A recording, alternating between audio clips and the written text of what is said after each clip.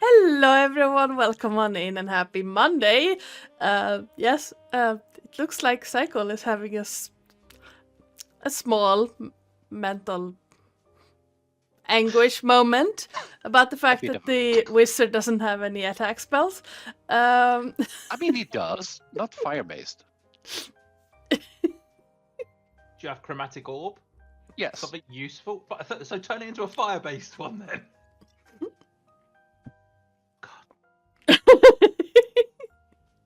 That's almost the exact same face a lot of people made when in the first session I ever played with my wizard Cass, and I told everyone I don't have any offensive spells. Oh dear. And then I proceeded to crush a skeleton with the coffin lid because it's made of stone and I had mold earth.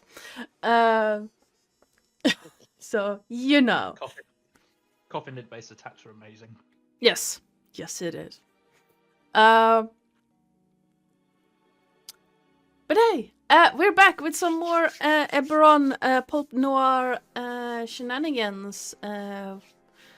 Did not have that last week because brain did not work, too much pain in my neck and shoulder area. But we're back now, and it's time to see how much more damage the barbarian is going to take before the others can bring this tree down.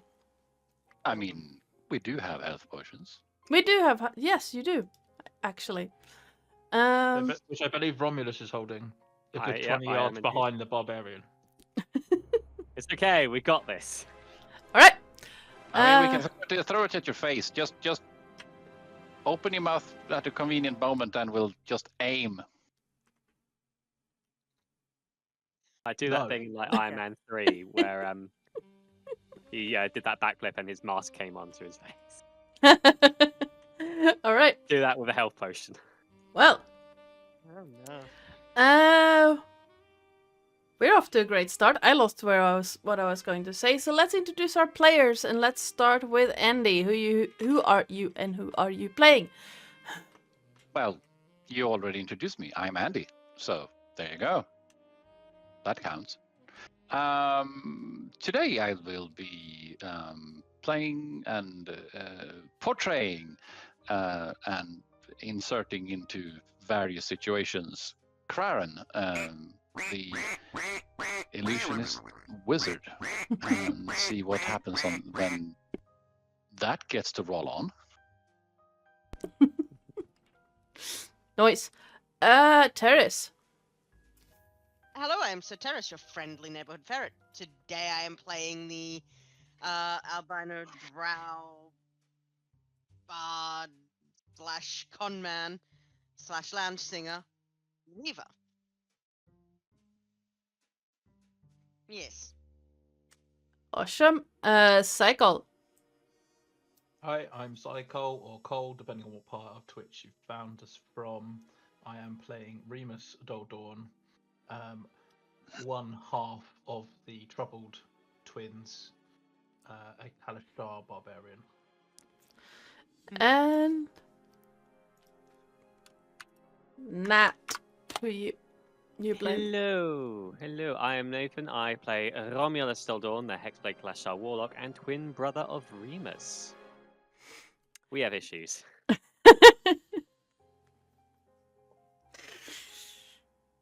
Who doesn't? It's Noir.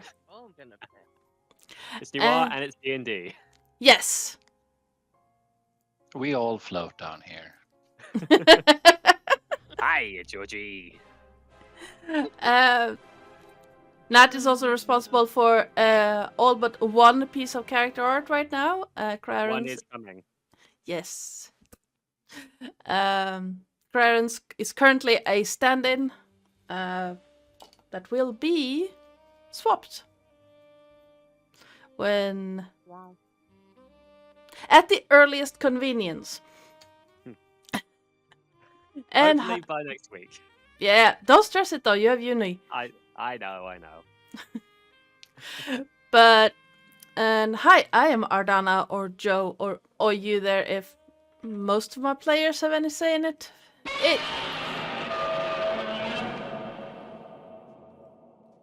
That was Godzilla in my head. Okay. Hello. Hello, Emil. And where the hell was I? I'm the GM and channel runner around here. And in the last week before Christmas, I will be over on Corsair's Cove, DMing there for Ooh. 12 days of Candlekeep. Are they doing it again this year? Yes, with a little bit of tweaking that I'm not gonna spoil for anyone. So it's gonna be fun. All I'm going to say is it's definitely worth a watch, just purely because of the different types of characters that are in there. Yes. The main thing I can remember last year is Sir Terris turning one of the characters into a whale in a room. Consequently, that whale knocking everyone out, including Terris. So that the polymorph spell drops more or less straight away. It was a great crowd clearer. I loved every moment of it. Yeah, and by cloud clear, Psycole means the entire bloody party as well. Mhm. I was playing a autonome at the Thought it was time. not a That smart got man. my autonome got slightly misshapen in the process. Yes, It was I can't amazing. Say that Fjord is, yeah, I can't say that Fjord is very smart, but he is determined to kill. It was things, fun. including It was the a lot party. of fun. Yeah, so that's what's coming up in end of December or middle end of December.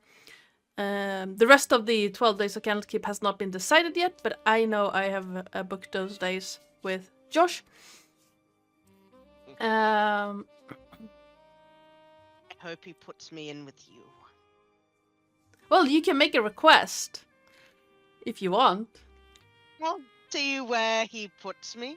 I'm not too fussed, but if he puts me in with you, Well then, I'm sorry in advance. all I can say, it won't be D&D. Will be the characters from Candlekeep, but it won't be D&D. Huh. What are you going to do, Vason, with Fjord? Well, now that you've said it. So imagine Hjort in alternate Earth Scandinavia. He shot so quickly, he's a moo. Yes. On that note, anyone want to give us a recap of what happened last time? Because it's been a hot minute. Well, it's been... Chaos. Yes. Often thing.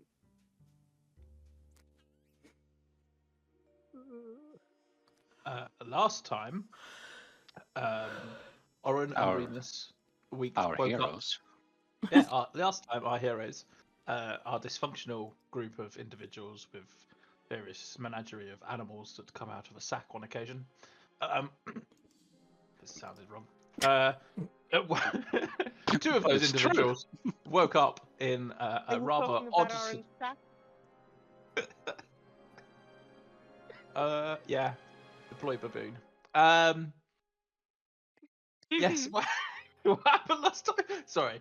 Oren and Remus woke up in a slightly weird transitional plane between the material world and the Fey realm Lamina. It was. Having interacted with the pool of water in the material plane that transitioned them over.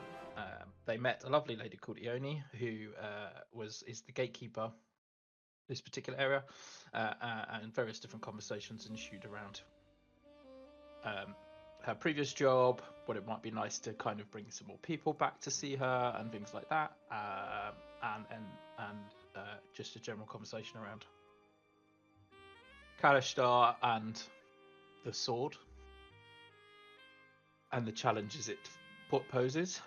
In the material plane, Bastian decided to sit down and write his notes whilst Romulus went and searched out around the pool, found some herbs, and realised that the herbs were probably, at least in part, cause for the sudden fainting of Oren and Remus.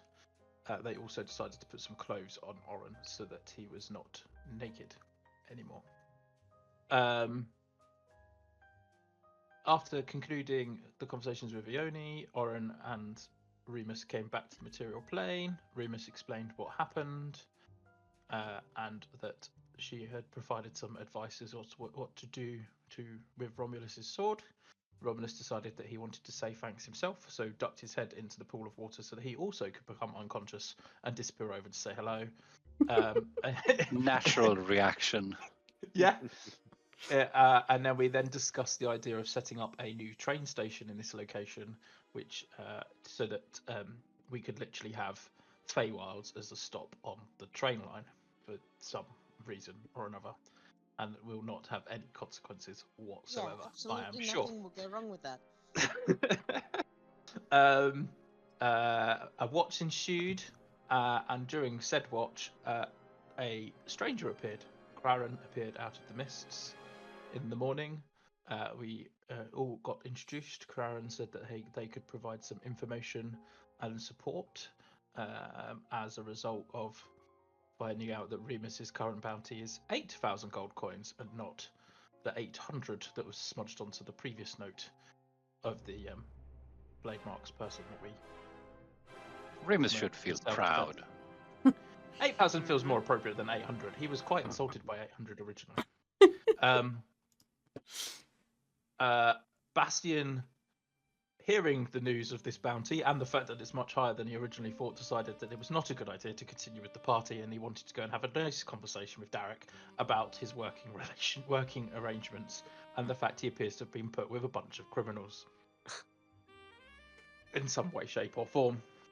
Sebastian left us, and we Alleged carried criminals, mate. Alleged I've never criminals, been yes. Convicted. Yes, I have never exactly. been convicted.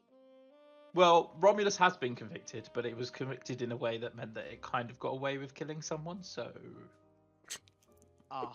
and I got paid to kill people, so I don't think that really counts, does it? Bastian's just too uptight. That's the problem. We carried on journey. We realised that we'd turned slightly further south than we intended as a result of what we were doing, so we moved back onto the original path. And when we reached the edge of the trees, and therefore the dreaded sunlight that we're going to have to deal with very, very soon, we came across a tree surrounded by a whole bunch of corruption. Remus recalled a couple of stories about said tree. Craren suggested it'd be a good idea to burn it, although we were mildly concerned about it burning the forest and therefore pissing off the druids. And then Romulus had the brilliant idea that someone should just go and chop it down with an axe, to which Remus obliged, promptly being whacked by said tree, and a fight has ensued. Remus may or may not be on 8 out of 43 hit points at this precise moment in time. So if he falls over, then everyone else can finally deal with it. Nice. May or may not. May or may not.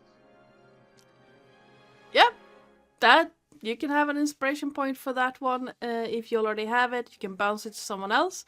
While I'll do the Twitch Please Don't Scream at Me dance, because I forgot to do that. The music you're listening to right now is called The Black Cat by Aaron Kenny from the YouTube library. I bit my tongue. Wow. The overlay, starting soon screen, and the map were made by me in Incarnate. Like I mentioned before, all the character art except for Craren's, which is coming, was made by Nat. You can find him over here. And all sound effects during the game will be by Sirenscape. Am I forgetting something? If you want to see what you can do to help or hinder the party, you can type in !perks in the chat. Oh, here we go. Now, if we are all as comfortable as we are going to get, let's hop on in. Let me do this. Do that. I don't need inspiration, so it can bounce to Craren. I don't think Craren's got inspiration. So, Craren, you have one. Craren had the inspiration since last session. Okay. Oh, who needs it?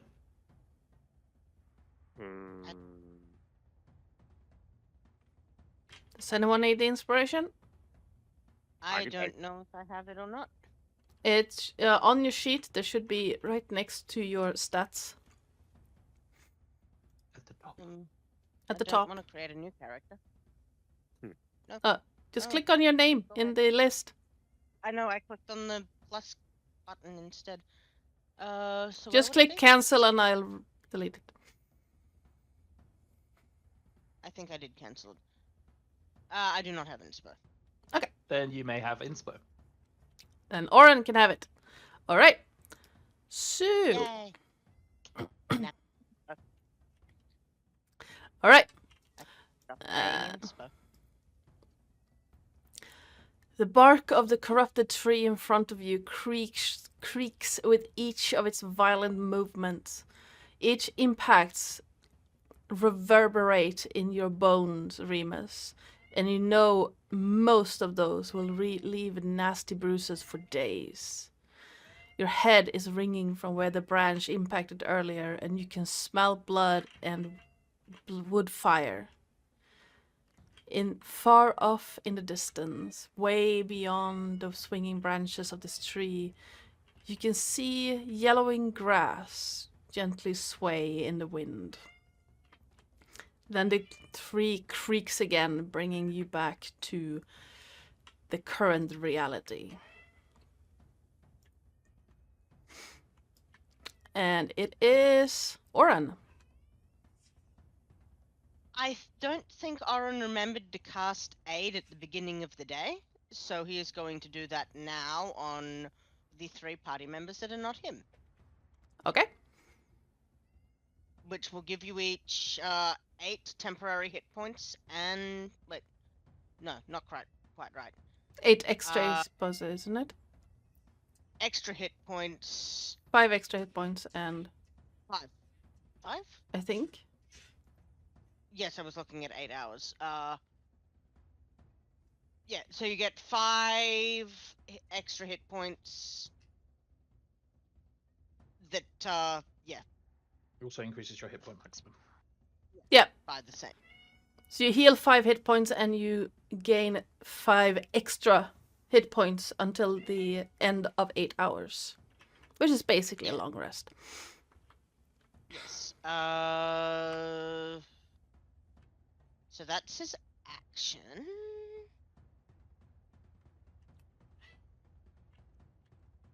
Where am I looking there? Bonus action. He can't cast another spell, can he? No. No.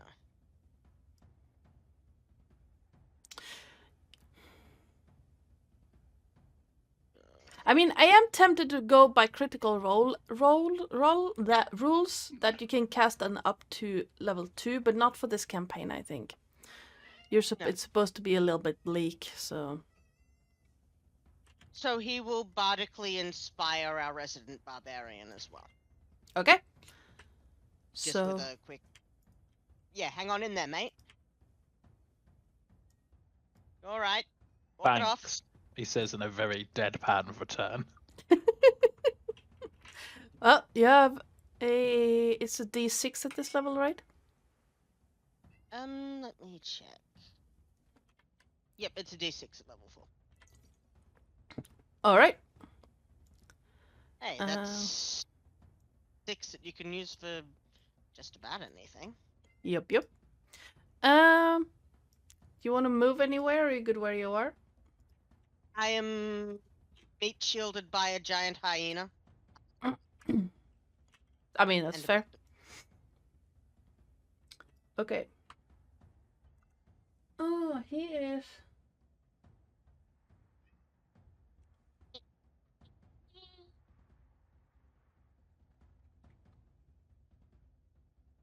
Actually, this guy is not that dumb. I should probably throw my hyena at the tree as well, right? Oh yeah, you have your. Unless someone Yes, else you wants to have- control the pet things, you can go. You Ah, have yeah. 3 things to throw at it. Or if someone else wants to control any of these things. I'm happy to share Go them. ahead and be the zookeeper. Then Hyena will do a bitey bite. Let's see. 13. Why is it doing that? No, I guess that's a 10 to hit. 10 does unfortunately not hit. The bark is too tough. And Okay. you need to bite harder. We'll move the baboon that will then want to try and climb the tree. Okay. And attack by, I guess, ripping out leaves. Let's see.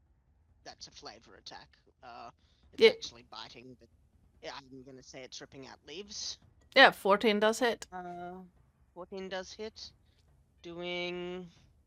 Oh god. Biting damage of 2 piercing. Wow. And then the woozle is going to come up here, if it can. Yep. I know I said woozle.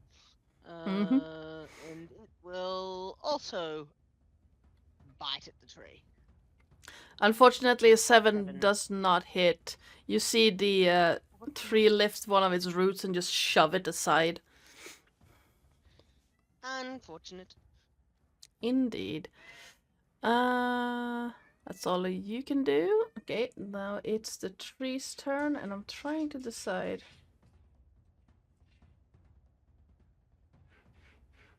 Actually, it's bite. Bark worse than their bite. even the tree goes. Even the tree groans. Yeah. I have been saving that for 2 weeks. I thought of it in my head. I was like, must remember this, must remember this. Sorry. Okay, what is its movement? It moves? It does. Okay. You see it twist slightly, almost as if searching for something, and I'm going to... Alright. It is going to... The baboon is technically in its leaves right now. So it is Yes. going to step past Remus and the hyena to here. Oh boy.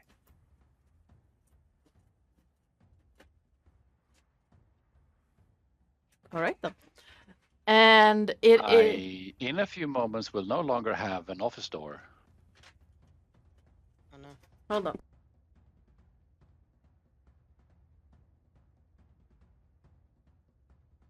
What my follow-up question will be: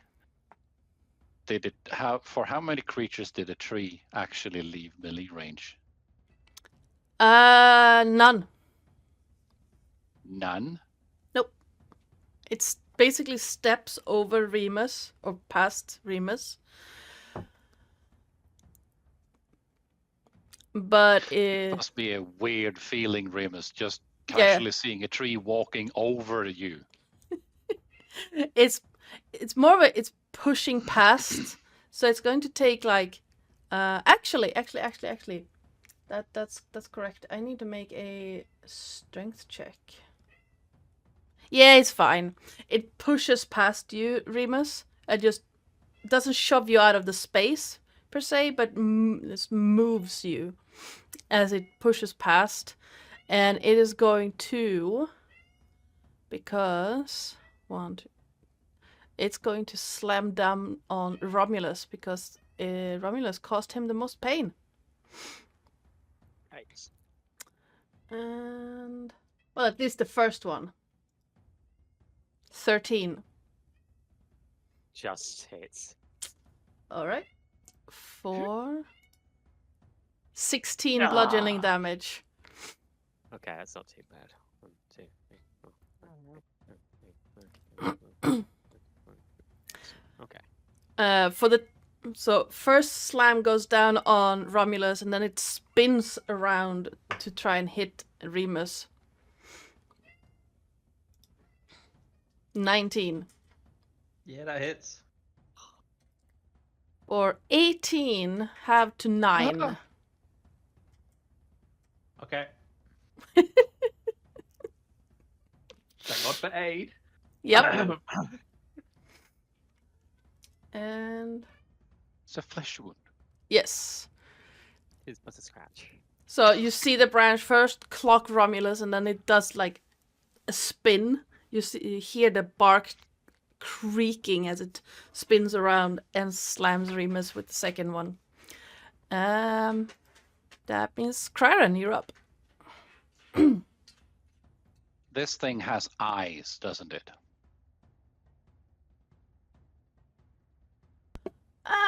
Technically, maybe yes. It needs to make a visual on something. It needs to have a perception that we're here. Yeah, it has eyes. It's kind of hard to see because, bark. But yeah, it has some form of vision.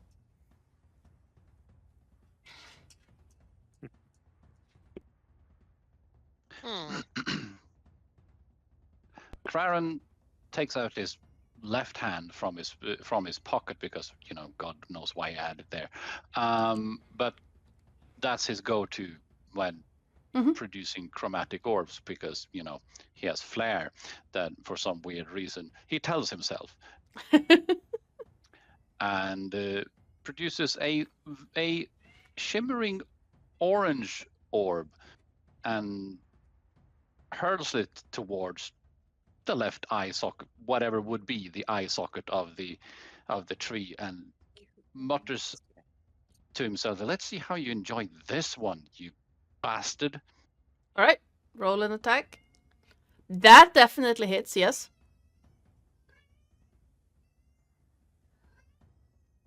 How do you even roll damage on this one? Click on. There you go. 11 points of Fire damage. fire okay. damage. How much? Hey, let me roll 20.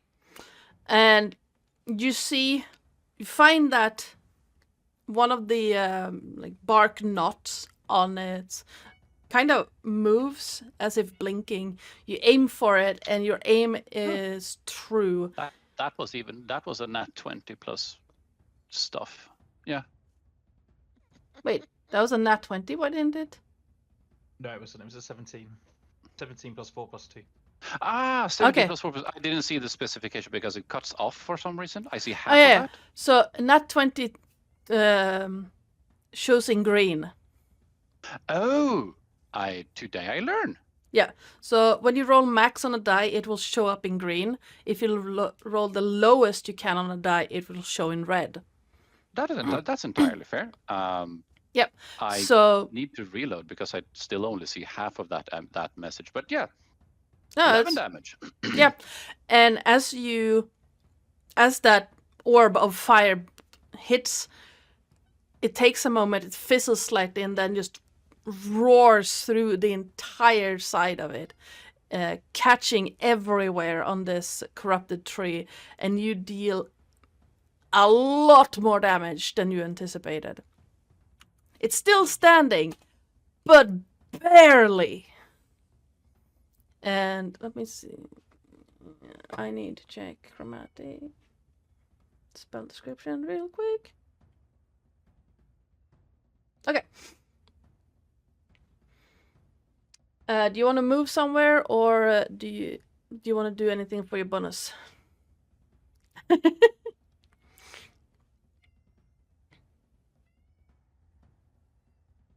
I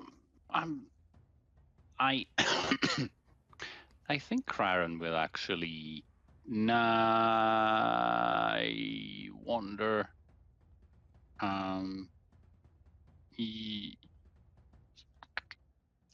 I think he will actually remain where he is. All right, Remus. Remus is still raging, and he'll shout even louder, "You finally figured out fireworks!" And he'll smack the tree. All right. How many rounds of combat have we done? Warhammer. That hits. Cool. So it would be two-handed, so he gets the 10 plus the 2 there's supposed to be a +1 on there? Yes, there is. So +1, +4. So 17 max damage. All right. How do you want to do this? Ah, cool. I would. Now I'm really happy.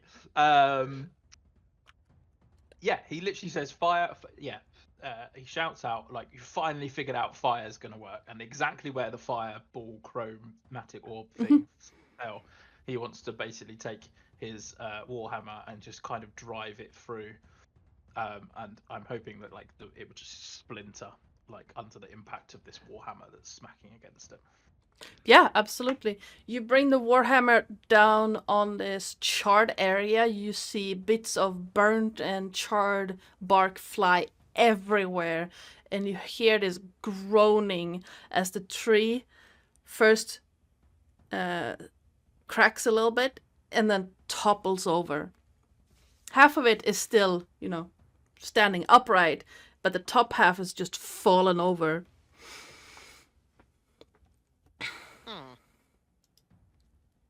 How much damage did that chromatic orb actually do? 22. That explains a bit. Yeah, it had 24 left.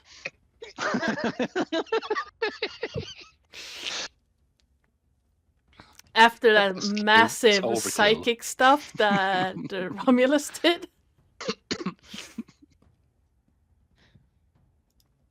And with that, you have that burning wood scent just lingers over the area before slowly dissipating into the wind. You see bits of ash and coal fly through the air, and the ground is now littered with splinters from where the warhammer hit.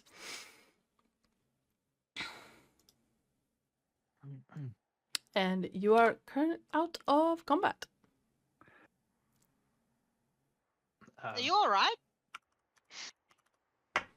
He's bleeding from various different locations. There are splinters stuck in his chest and his face. He's just standing there as if he's standing there like he's being dragged through a hedge backwards.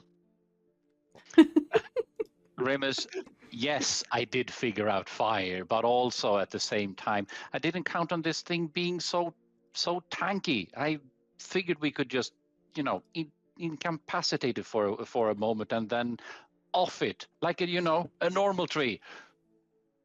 He's just going to very gently healing word you, by the way, at level 2 to try and Is there a back difference in together healing again. word? This is a gentle healing word, apparently. You have seen one-shot questers. There are definitely ways to do it non-gently. Yes. I've not seen one-shot questers, but I have seen there's a healer. Nat will know this. There's a cleric that's in high rollers, and he healed by slapping them on the face. Yeah. No. Your wound, smack. So you can take apparently 6 healing. It's 6 plus 2. Yeah, for the high level. So you can take 8 healing.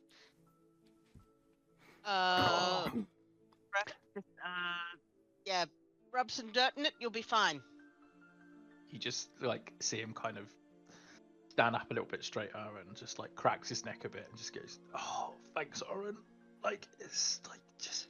Considering it's healing word, what words were you using to heal? Rub some Walk dirt it in off. it, you'll be fine. Or like any other dad. Hey, walk it off. Yeah. I've also got one of those health potions if you wanted to use one of them, or did you want to? Nah, I'll be fine. I just need a moment. And, just casually, violently bleeding out of various orifices, but I'll be fine. yeah. And it kind of shakes like a dog, so that the blood spatters everywhere at the same time. It's just like right, and then he'll hook the warhammer up onto his back, and then he'll go over to the tree and retrieve his great axe. It's probably still stuck in it somewhere. Oh, yeah. And rip it out. You- And retrieve all of that. You go to retrieve your axe, and you see that where it fell over, like you hit it from one side, the axe had hit it from the other, which caused the cleave that made it fall. I realize that's not really how that works. You need to just do the wedge first, but yeah, make believe. It's also a barbarian with 20 odd strength, so it's like, Yeah. it's fine. It's fine. Ugh. That's totally how physics works. Would Craren know if trees like these have, I don't know, magical Pockets? branches, magical cores, anything useful besides the wood itself for huge bonfires? Give me an Arcana check. He will proceed with a Arcana check. Yes. You would know that trees of this sort, don't necessarily have like any innate magic to them. They're more likely awakened by someone with powerful nature magic, like a druid or a nature cleric or something similar.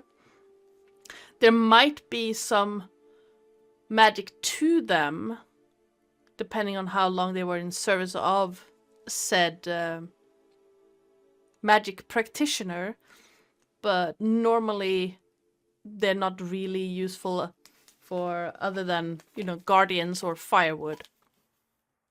They are highly intelligent once awakened. Well, for a tree. But not inherently magical. That's entirely fair, because Craren wouldn't want to drag around a huge piece of wood that is nothing but more than cooking your porridge on. Yes. And judging by how easily it took to magic fire and the damage you've done with magic before, but probably nothing magic resistant to it either. Well, that's fair.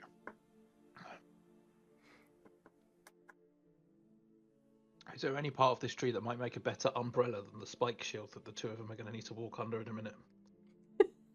Get off.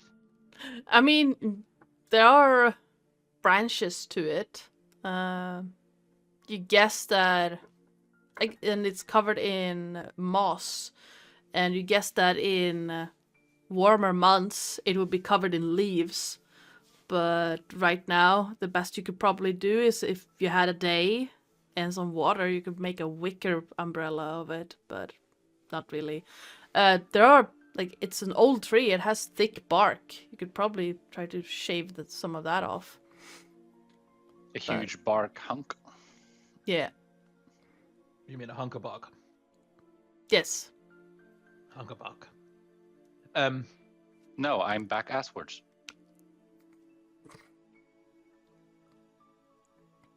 Yes. No, I'm not going to bother doing that. I can't be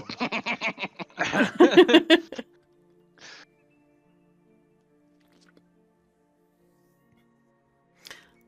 All right. Does it look as though the corruption is receding as a result of the tree dying? Or does it just feel like that there's just the corruption is still there? What I'm trying to ascertain is, was the corruption there before the tree, or the tree was causing the corruption? If that makes sense. Was the tree the epicenter of the corruption? We can always use more fire to determine. Judging from the hole where the give me a survival or nature check. I'm using survival. All right. With a 16, looking over the area and quick calculations of where the tree stood, and how it spread, you could say that the corruption spread from the tree. So something about the tree itself might have become corrupted and then hurt the land. So while the corruption isn't spreading, it's still there. It's still there. Okay. It hasn't started receding, but I'd say with the 16, you would guess that now that the source of it is gone, it has time to heal on its own.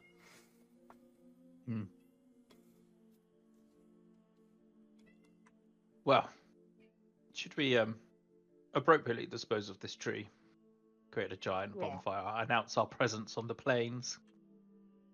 Why not? I think that sounds like a perfect idea. Excellent. Almost- I did all the most heavy lifting. definitely. You can chop the shit up. And I go and find a patch of uncorrupted ground and sit down because I would like to take a short rest, please. Alright, go for it. Roll those hit dice. I'm assuming the rest of the party will do some other bits and pieces. If you... This is the part where I'm regretting that I'm letting Kraren's ambitions dictate how he equip himself with spells and so on and such forth, which is why he's not a damage powerhouse in the sense, which means that I now regret not having burning hands, because that would make things a lot easier. I God pull out damn my it. The tinderbox. only damaging spell I have is Vicious Mockery, so... Yeah, you all have tinderboxes, so, you know. I pull out my tinderbox and a small pipe, and I start smoking whilst staring pointedly at everybody else as if to go, "Here's some fire." I don't have a pipe. I'm joking. I wish. Well, I did. fuck me sideways and call me Frank. He actually has a tinderbox. Yes, it Hey, comes Frank, with... assume the position. It comes with your packs. I normally set fire to things with other means. I mean, I'm fair. not normally a normie. I mean, fair.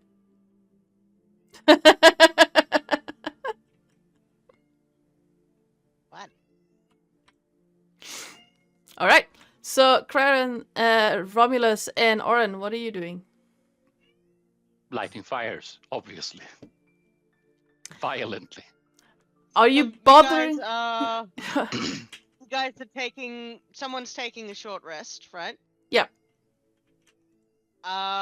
Oren is not necessarily taking a short rest, but he doesn't feel like he needs to help light the tree on fire, so he is busy making the hatch for his blanket of this epic battle. Okay. Should that patch be called Bark and Berrin? Perhaps. All right. Are you disassembling the tree first, or are you trying to light it on fire as it stands?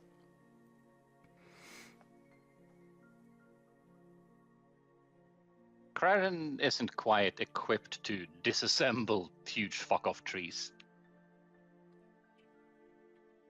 I mean, that's fair. I offer both my hand axes and my great axe to the party as if to go, "Well, go on, get on with it then." I'm just gonna sit here and nurse my wound. No, For an hour. Craren is just gonna burn it where it stands because he has a -1 modifier on strength, so no. Same. Yeah, so does Romulus. That's why I'm offering you the heavy weapons.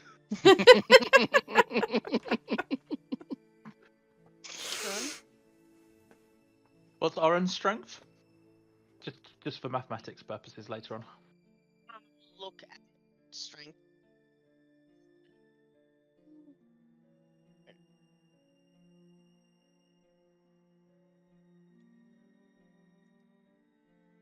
I find his strength. Cool.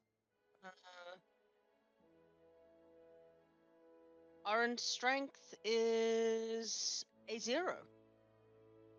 Oh, Quite good then. His -1 is an intelligence. Same. all right. Oh, what would that be? So, anyone trying to set this tree on fire as it stands? please give me a... What the shit would that be? A survival check, I think. No, wait. Fuck you. Straight up intelligence. I'd say. Straight up intelligence? Well, sure.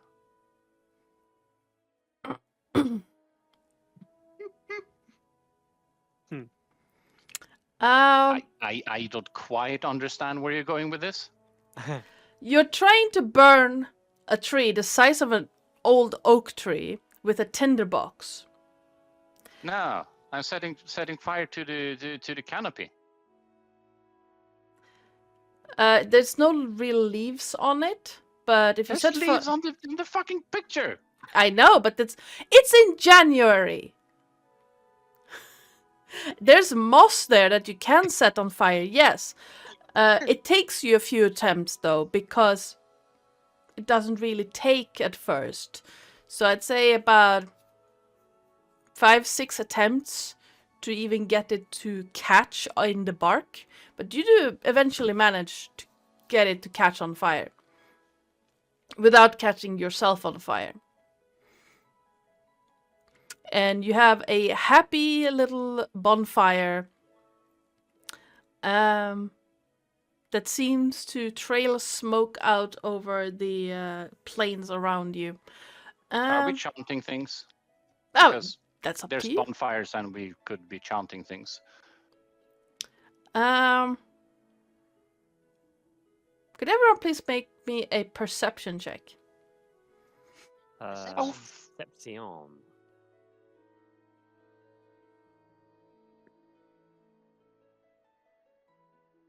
Yeah, that checks out. Plop. Oh, boy. Oof. Remus and Carnis are both. Remus and Kararan are both blinded by the smoke that's coming off the tree. Yeah. Oh, fire. Or we're What do both my staring class- into the flames as if to go, our souls are being warmed. Sorry, that's Yes. What do my Uh, flash star eyes see? It's not so much seeing as after a while you get this scent of bone broth and bacon. I'm being cooked. And then if you ever had the displeasure of accidentally throwing rotting wood into a fireplace and setting it on fire? Oh, that's much nastier than my thought of. Well, actually, it's probably better than the thought that I was having, that there was like a family of pigs that lived in the tree. No. Yeah, no. So suddenly you get this, as the fire happily burns away, you get this scent of Decay. decay being burned, but also food being burned. Well, now I'm hungry. Did we actually look inside the tree before setting it on fire? Oh no.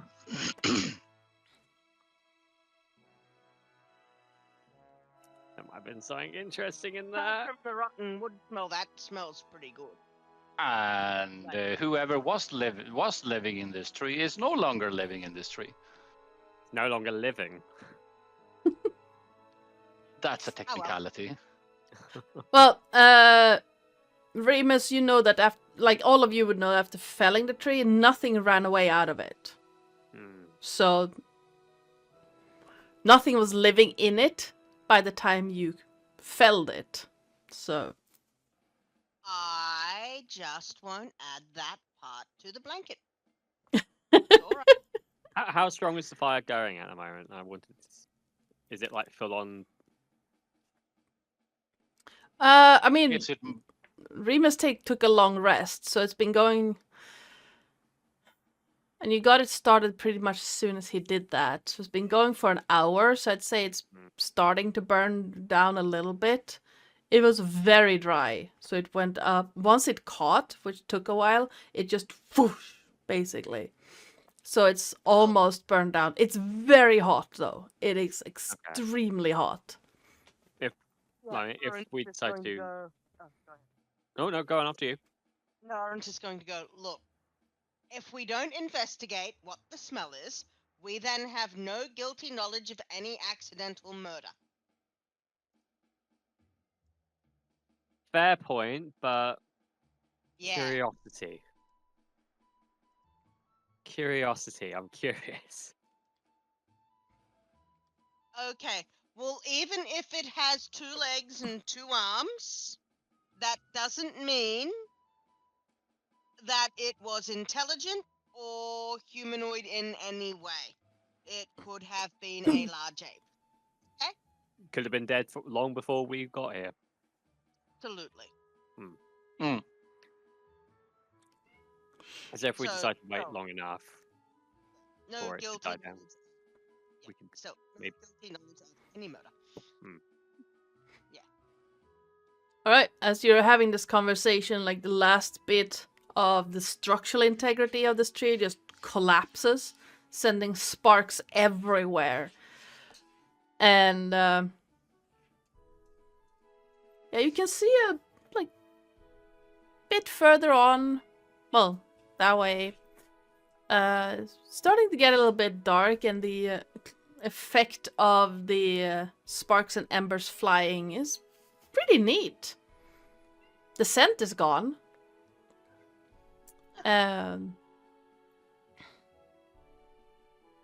Anyone who... Sorry? What time of day is it? I want to say that... I think I described it as midday when you found the tree. So... Yeah, I was about to say, I think we did something in the morning, and then we went for a walk a bit, and then tree. So yeah, that seems to align with whatever I remember. It's roughly midday, so early afternoon at this point. Oh, okay. Yeah. But you can clearly tell that the sun has crested and is moving to the west.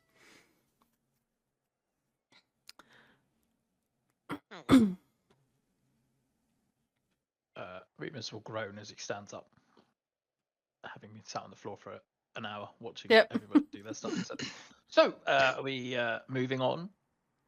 We don't really need to stay and watch what happens with the tree as it finishes burning, do we? You're the boss. I don't think that's a wise idea. Well, I'm not the boss. You have, what's the word? Seniority here. I mean, You do realize I normally get paid to do things, and I don't normally have to think about doing those things, right? Then your brother's the boss. Yeah, that's a better idea. Romulus, what are Yeah. we doing? Are we moving on? I think it should be more like a democracy where we all vote on things. Too you can much have my pressure vote. to do. Oh god. Not like that, but how about we all vote? Do we stay and see what's with this tree, or do we vote to go? All those in favor. All those in favor of going.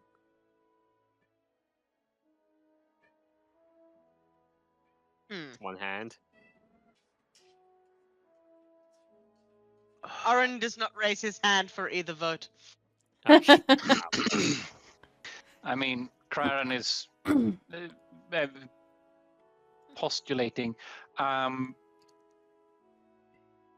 What more? How much more ahead will we get with the remainder of the day? And can we keep a normal pace given that Remus needs a decent heal? Oh no, that hour-long rest was perfect, mate. I could go all day long. Well, at least Naturally. Exactly. At which point, what do we favor more, Kraran boys? This is more distance, or I generally find it's a bad idea to stand next to a big fire in the open. That is a fair point. yes. Yeah, people will come to see what's going on here. And I'm not sure how you guys feel about people, but with the bounty on our friend's head here, I think we should probably avoid him for the most part, unless we have to interact. Yeah. Let's skedaddle before we get company. Agreed. Yeah. Romulus and Oren, given that it's sunny out, are you two going to be okay? I'm used to it. I've got my hat. I'll be fine. I'm used to it. All right. Find someone to actually deal with it. So, important question. Are you heading east or are you heading south? Or north? Where do you want to go? Let's go back to the very beginning. Why not? Map, please. Because right now I have no idea where we are. Okay, so I'm going to... Romulus is the navigator as well now. Sorry, that was terrible. Romulus is the navigator as well now. Oh god, I am, aren't I? Oh, it's contagious. Sorry. Uh, Half the world away and I still managed to make someone else yawn. Because I know you were talking about going to Patraken, which is this village here. The path continues along this line. And then Derek mentioned he wants you to investigate a fishing village up to the north of Blackwater Lake. Are we at the pin? Yes, Wow. sort of. I mean, ish. Yeah, Mostly. ish. Yeah, mostly at the pin. The whole... We've depleted most of our supplies, right? We're now back to the point where we probably need to hunt more regularly to make sure that we can actually Yeah. keep moving. It would probably make sense to head towards the... Settlement, let's call it. That's the one, thank you. yeah. How far, march-wise in time, would you say it is from current position to city position? So, from current position to city position, it is about... Because I did the math again. It's about 3.5 days. Okay. To the fishing village that Derek wants you to go to, it's about 5 days. So it's entirely up to you guys. And then you have the... You have something over here that might be of interest. That is about, from your current position, about 4 days. But at the same time, we need to restock, so... There's nothing that says we can't make a home base at the town or the village or whatever it is, and then hike out to all those places. So this one is like a settlement. Yes, it's a larger settlement. Okay, so what we could do is get here, top up on supplies and anything else that we need. Then we can investigate the village that we were asked to look into here. Then we could have a pop up here if we wanted to. Yes. That seems reasonable, yeah. And then we can continue onwards to like this place and further on, or wherever we go from there. But I think from here to here to here might be our most logical All right. route. Let's call it a plan of action. Sounds like a plan to Yeah. me. And to be fair, Bastion was the one that mostly wanted us to stay in a straight line. All of us want to wander off. So I now expect us to start meandering upwards and downwards and all over Yeah. the place. Like I said from the beginning, Derek will pay you to stay in a straight line, but you're free to go wherever the fuck you want. Just let me know so I can prepare it. Yes, It's more of a whatever excursion that is not on the line, i.e. our pocket. Yeah.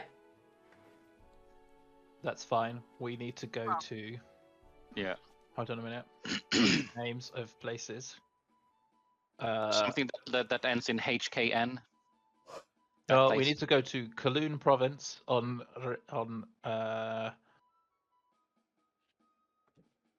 Solona. at some point. Oh yeah, the Orkalun.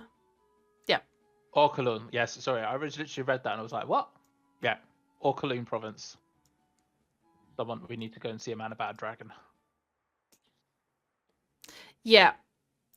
Only in D&D does that sentence make sense. And barely at that point. No. Also makes sense in the herpetological realm, True. where someone might be buying And- a bearded dragon. And in Australia. Yes. But in Australia, it's the birds that set you on fire, not the dragons. That's true. Or- Birds are essentially dragons. Dragons just sit there and hiss at you. True. All right. So, you look south towards the horizon, and from where you're standing on top of this, a little bit of a hill, you can see this. Even though it's not actually that. It's a few days, a couple of days from where you're standing. You can see on the horizon, like far horizon, this tiny, tiny little band of dark black or blue that you could guess is Blackwater Lake. And as you set out from the hill, it's a little bit marshy walking, but not too bad.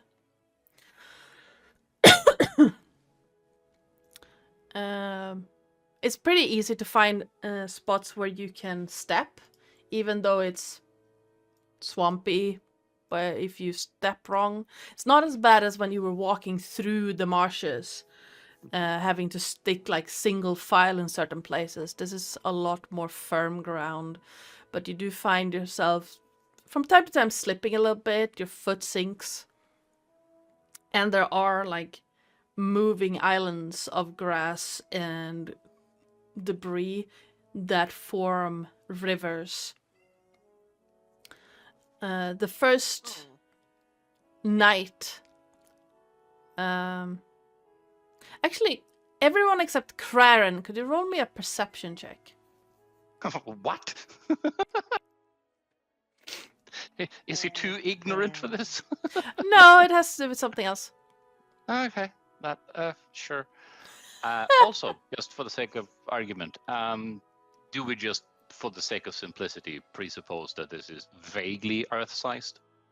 Yeah, it's so the No, what I'm saying is that the distance to the general horizon is just shy of 5 kilometers, which is perfectly reasonable to walk within an hour. with the elevation of the hill you were standing on, it's a lot longer. That makes sense. And but yeah, if you're on flat land, the distance to the horizon is about 5 kilometers. Yeah. On the Just hill, for the sake of making Yeah. it easy, that's just what I'm getting at. yeah, exactly. Okay.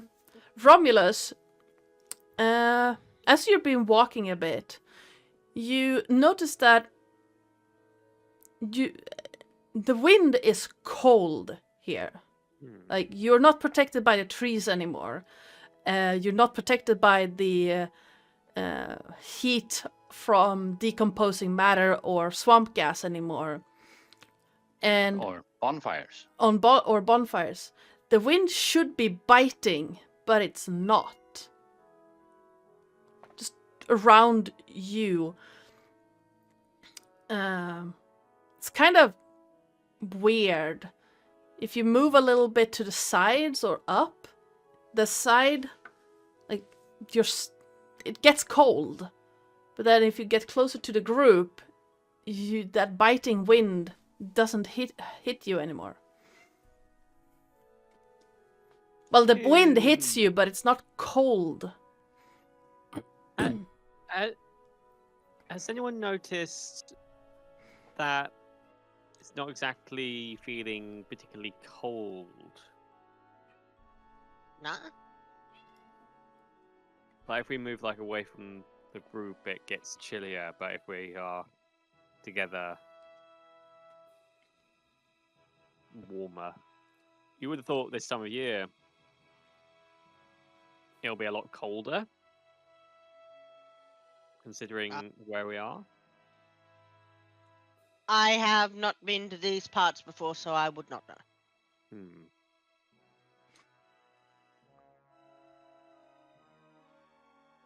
I, as a player right now, feels the need to just yell something along the lines of "casting sphere of spring,"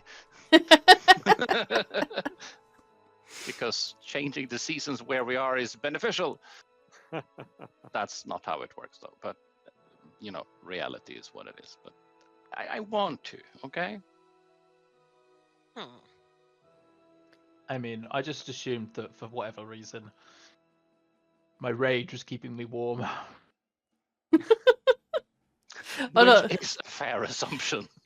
Yes, but your rage faded hours ago. Yeah, but there's mechanically speaking, there's this weird psychic fire thing that keeps happening. So I'm fair. just assuming that there's just like something else is going on, and I'm just like, just an internal combustion engine. It's fine. I know that mechanically someone has something in his pocket that's making it a lot warmer, but I'm just like, as a character, I'm like, Remus is walking along going, I just assumed that whatever weird psychic fire thing is going on is keeping me warm right now. I didn't quite expect the rest of you to also be being warmed by my inner rage. It's so wholesome. I'm so angry I'm warming the air around us.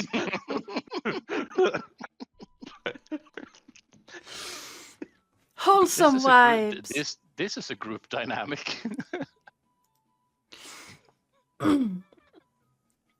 It's winter. People are building igloos. We're being warmed by Remus' internal rage. Life is good. Life is good.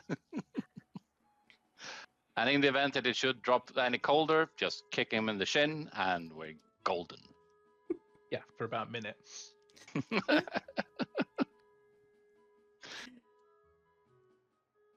Oof.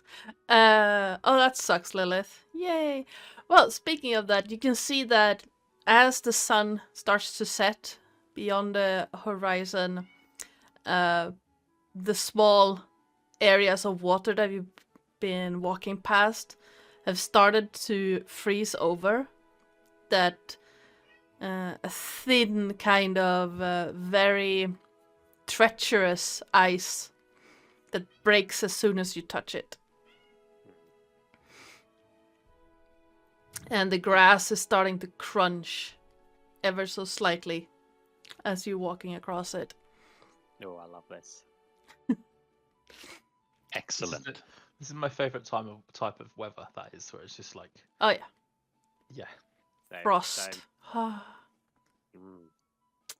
And yeah, the first night out of the forest falls. Just for a quick check, anyone roll a perception check for the night's watch? I will. Sure. Give me a second to find my perception. What order are we planning to watch in? Once again, Oren will take whatever watch you guys give him. He is pretty easy. Yeah, Auron and Craren should normally just do this because respectively only needing 4 hours. Yeah. You're the non-sleepy people. Yeah. Yes. Fine. I will leave you guys to it. All right. Remus will tuck himself up in the tent. All right. So which one of you two guys are first? Craren or Oren? Craren, are you a morning or an evening person? Oh, definitely an evening person. Okay, I will take the morning watch. You do you, and I'll nudge you later. Okay. All right. as you sit out in the open next to the tents, the sky above is clear and filled with stars, and the wind whips around you across the fields into the frozen grass at this point. Your watch passes uneventfully, other than a couple of looks like deer at in the distance. Kind of hard to see because beyond your dark vision range, you see nothing. The night is so dark, but you can see some movement with what looks like deer near the waterline, drinking and then running off to hide somewhere. The night gets even colder as you go and wake Oren. Oren, during your watch, you notice clouds starting to gather overhead. And what was a pretty bright and cold night turns gray and dim. And just as dawn hits, a slight snowfall starts. There is nothing more miserable than a wet elf. Except maybe a wet bugbear.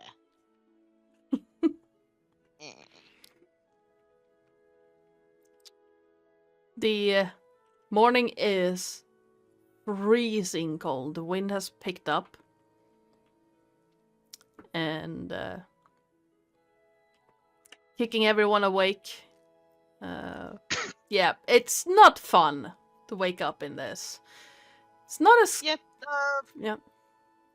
you will find on being woken up that Oren has made a hearty stew for breakfast out of whatever he could scavenge, and is currently making everybody fingerless gloves out of some leftover yarn in his pack. Alright, roll me a survival check. Excellent. Survival. I can survive. That's a 16. Nice. Yep. With a 16, you managed to scrounge up some edible roots, and you managed to scare a couple of quails out of their hiding during your watch. So, it's a decent stew. Yeah. He's pleased with himself. Yep. Eat a hearty stew for breakfast, warming you from the inside out.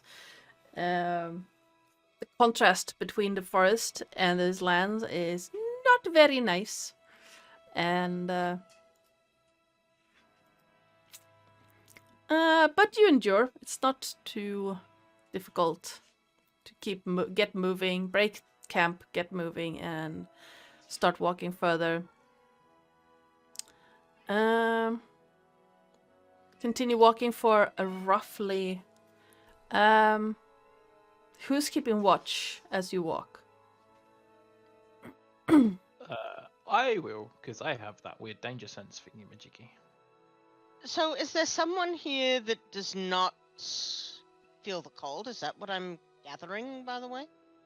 No, all of you feel that with how the wind is moving, the frost on the ground, and waterways starting to snow.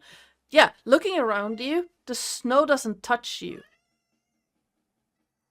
It's almost like this weird... Some flakes come through and touch you. It's not a complete cover, but something near you makes almost like a shield. The snow is starting to come down. It's thicker at this point, but something is just making it not touch you. And you're comfortable. In a certain distance from the group, all of you feel comfortable, if almost a little warm. Oh, excellent. So we're not freezing. Yep, which is good We because should all be a lot colder Yep. than we are. because you don't have winter clothes. Yes. It does have one Which- little trick, but it will only work for 3 people. Which one of us is carrying some sort of magical artifact that is giving us at least a slight bath of warmth as we walk? I mean, I think it's Not me. mate. Definitely not me. Clara? I wouldn't say it's a magical item. It's a bit of brimstone, and it's nice and warm. Ah, It looks like this, and it pulls it out from his pocket. It's just a cube of brimstone, just nothing fancy. It's just warm, and then puts it back into his pocket. I And like it. it is handy. It enables you to sleep through nights without having using campfires. You're not seen from a distance. Excellent. And when you travel through deserts and it's way warmer, this one keeps you, quote unquote, cold. Really? And as it's a dry heat, when we're in a swamp, we dry faster. I only see upsides to this bugger. Excellent. It has to be the best steel purchase I've made. I I like found you. it. So you have a magic heat cube. Yes. Essentially. Speak to you at all, or anything weird like that? And he gives Romulus a side eye when he says it. There's nothing like devilish about it at all, or anything like that. As he slowly unhooks his back. Nothing fiendish in origin.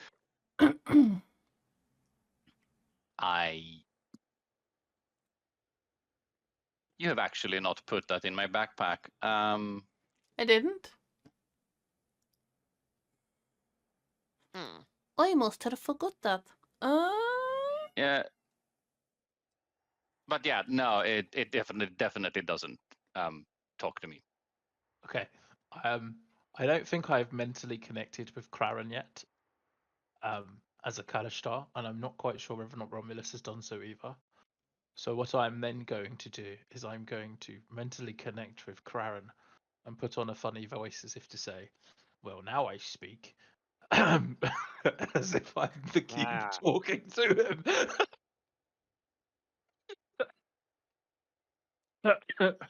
That's okay. Use what the voice changes. Yeah. Oh, hold on. Hold on. Use one of the voice changes. Where is it?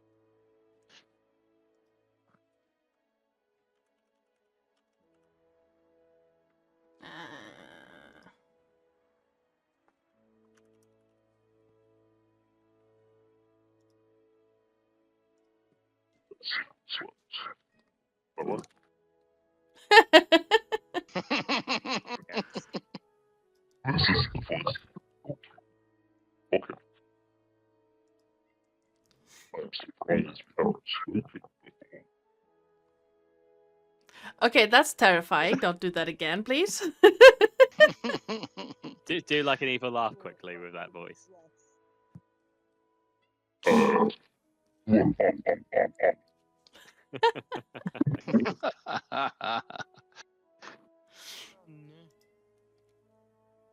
Sorry.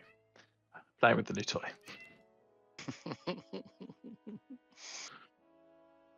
Kraran glares at both of you, just looking at a slight disapproval of.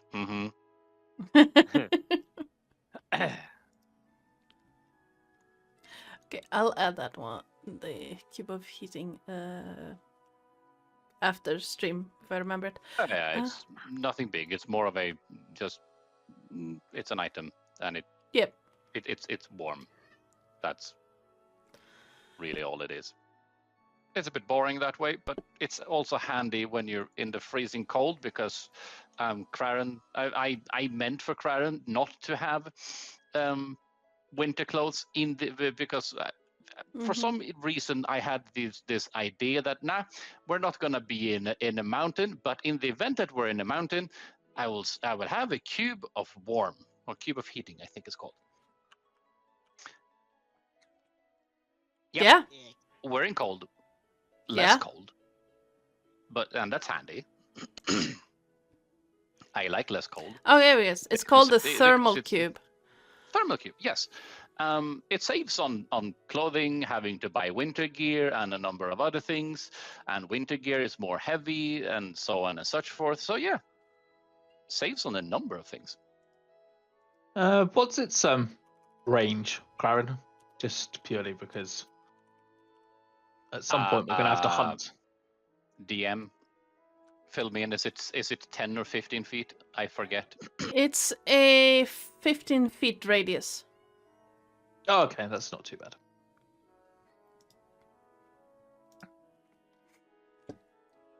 So yeah, a 15 feet radius from Claren at this moment. It is roughly 30 to 35 degrees Celsius.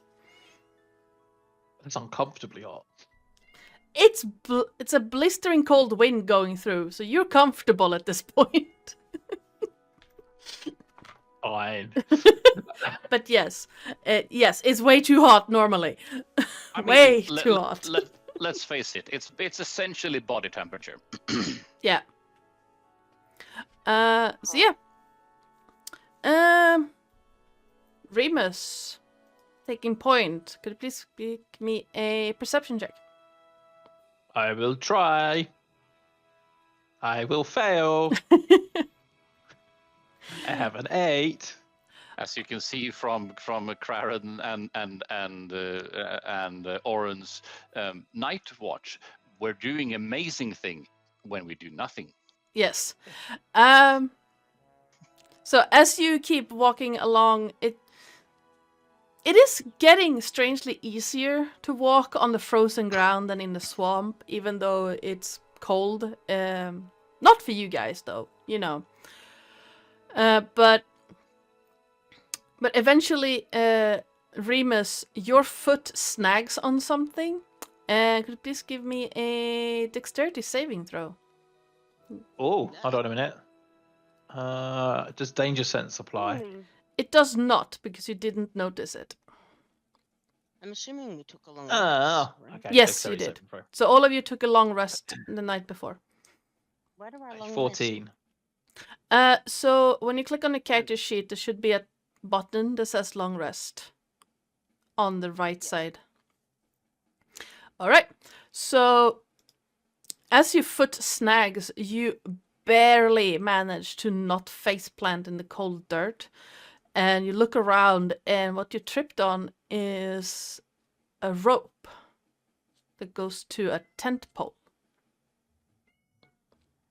And in the grass around you, you see, as you look up from catching yourself, you see other tent poles sticking up, a bit of cloth.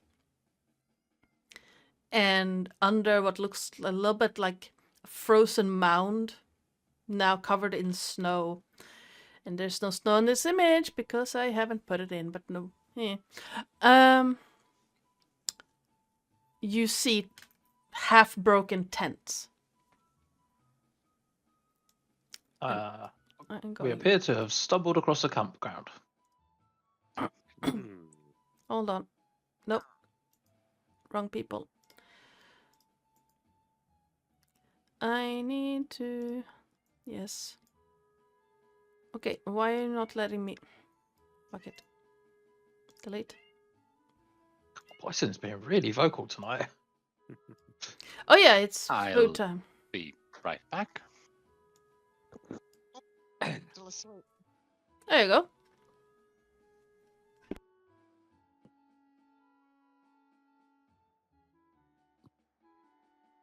So, yeah. You stumble upon... Well, technically you would be... It doesn't matter, really. You stumble upon one of the ropes. And all of these tents are covered in snow and half sunken into the swamp.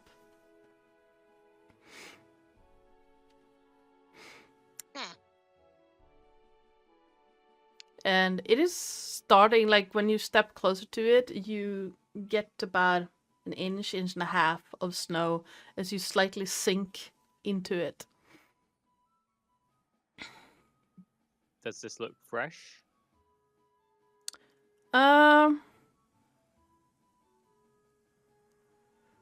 It's very cold, very broken. If you're talking about the blood, no. Looks pretty old. Okay. Now it's snowy, so there wouldn't be any smell of decay if there were bodies here, would there? No.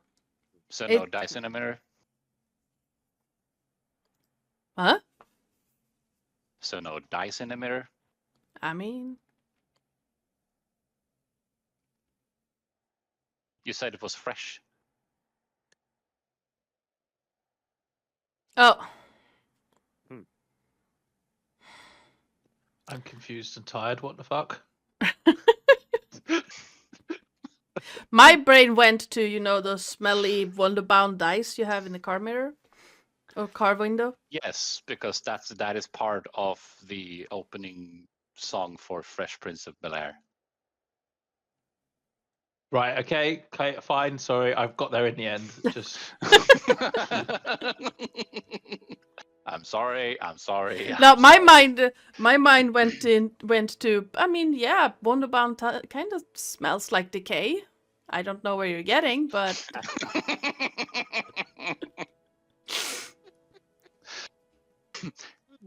We all arrived finally.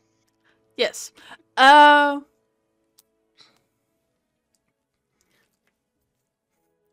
So yeah, no, there's no scent of decay. Specifically, you get the sense that these have been here for a while.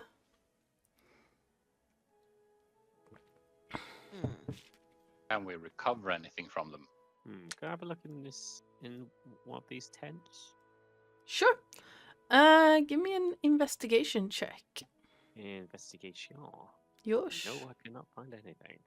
It's difficult, and even though you have those nice gloves that Oren gave you, your fingers get pretty cold pretty fast digging through the snow. I'm Bastion. Seen that's Remus. I Remus. I can barely hear you. Can you hear me now? Yes. Can Oren prestidigitate his gloves for him so they are warm? Yeah. Yeah, you can do that. So you That have will warm. last an hour. Yep, you have warm gloves for about an hour. Yeah. And digging around, there's not really a whole lot to find. Most of it is frozen, cold, wet from snow. You do find a bunch of broken crates, a couple of barrels, torn canvas from the tents, a old broken bedroll.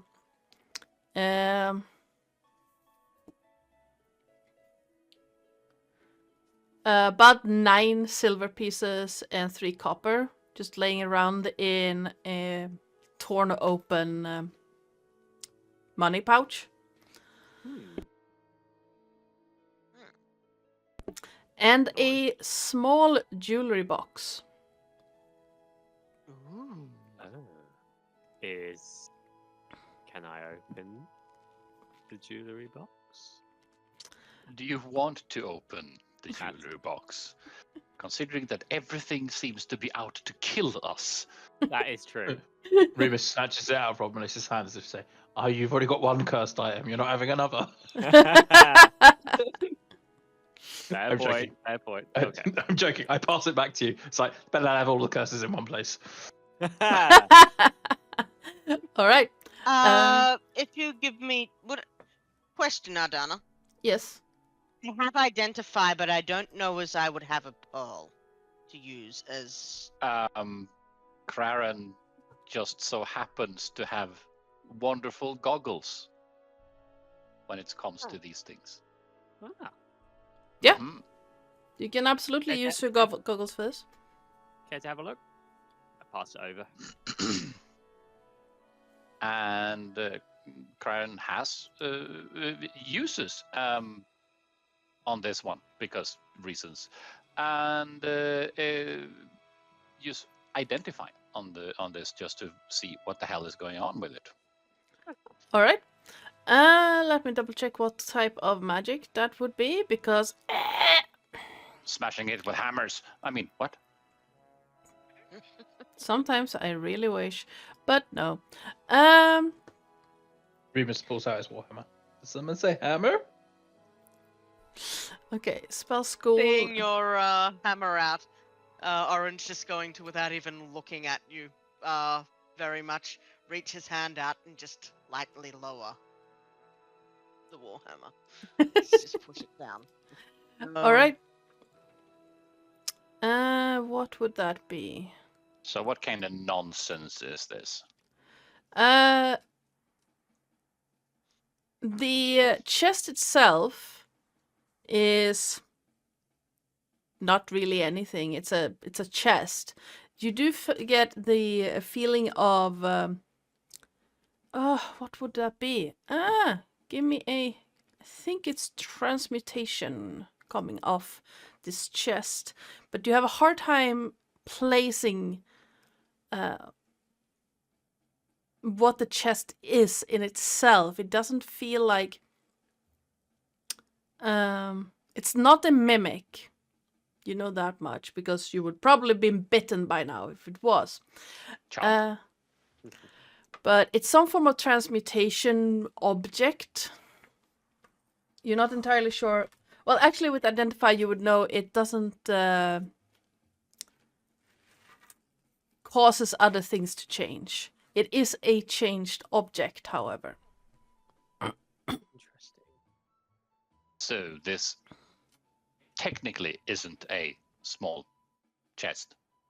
No, it's not.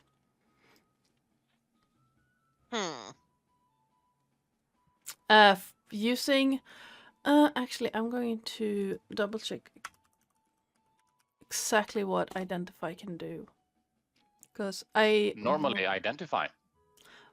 no shit. Yes, shit. Oh dear.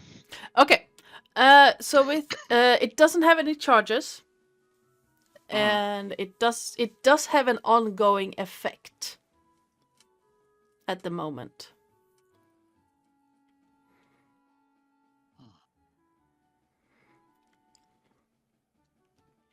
And you're not sure if it can be used to guard precious things or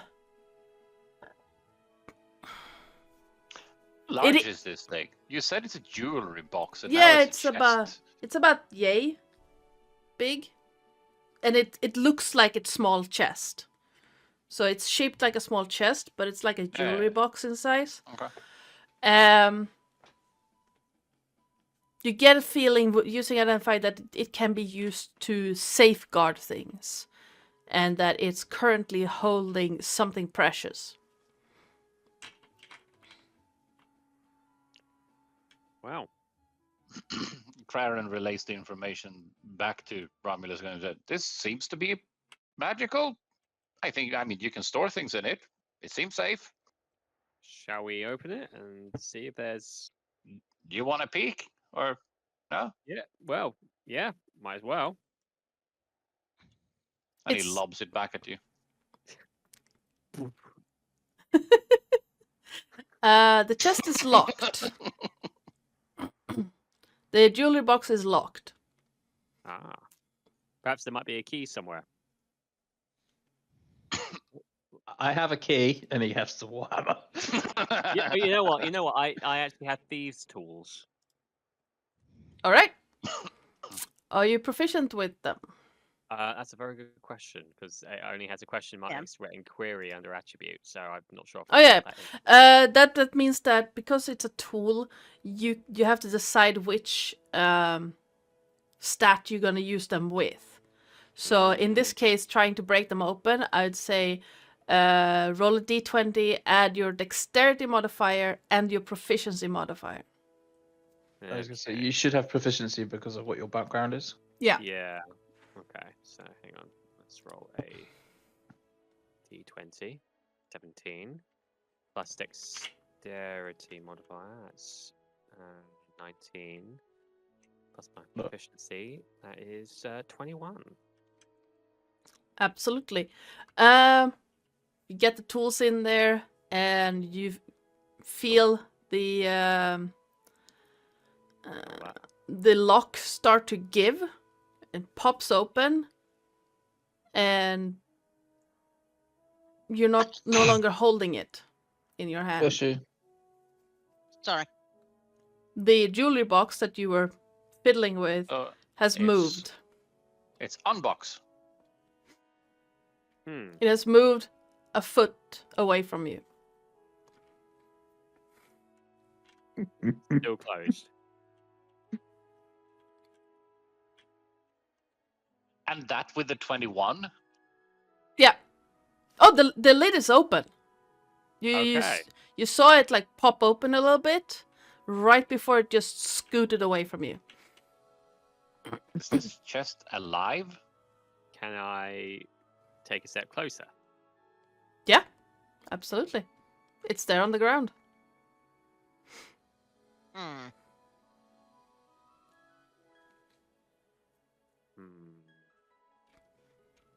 Can I find like can I take one of the poles from the tents and use it to kind of lift the lid open from a distance?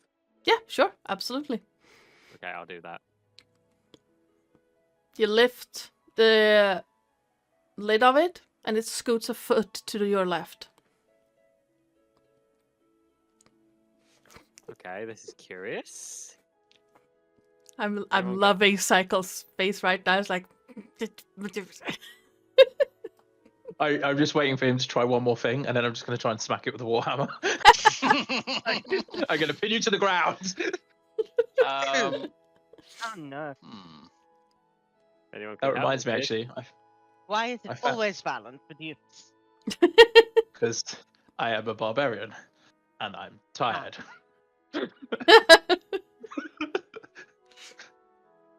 I think I might require. This might be a multi-person job. Starting to hold. If someone can hold this down, Craren holds it down. Okay. Question: is this thing sentient?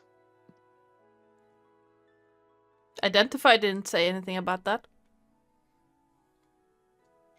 Identify also doesn't identify sentient things. That is true. It does tell you if it's possessed by something, though. Or cursed. and is it? Identify didn't say anything about that. Okay. Can Aaron try something? Oh no, you've been outside. You're all wet. Yeah, sure. Oren, go for it. Aaron would like to walk in front of it Okay. and hold out a coin and make little kissy sounds at the thing. Are you going to? Oh, really? Okay.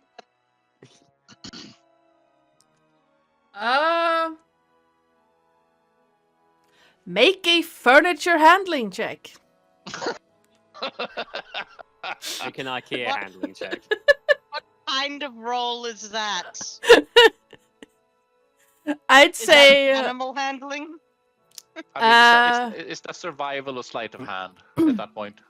no, I'd say make a performance check at this point. Performance? Yes. How's a 23 go for you? All right. Romulus and Oren standing next to this thing. you see the lid open just slightly, and something quickly dart out to try and take the coin. He'll let the coin go. Yep. Sorry, the cat's coming from Oh, outside. And she's cleaning herself next to me, and she keeps shaking, and I just got a face full of of water flashing back into my face. And it There surprised is me. nothing worse than a wet cat. Yep. Nothing worse. Just, So- oh, it's cute. Look. Yeah, so something darts out from it, grabs the coin and vanishes under the lid again. Interesting. Have you finished playing with the toy yet? Nah. Can I knock on the chest? Yeah, absolutely. I knock on the chest. Hello? You hear a soft knock back. Just Can I do Aw. that? Can I do that? Den den den den den. knock knock. Yes. We're keeping this. Have a friend. Let's see. For the sake of argument, I say we call it Pamela because it's testy.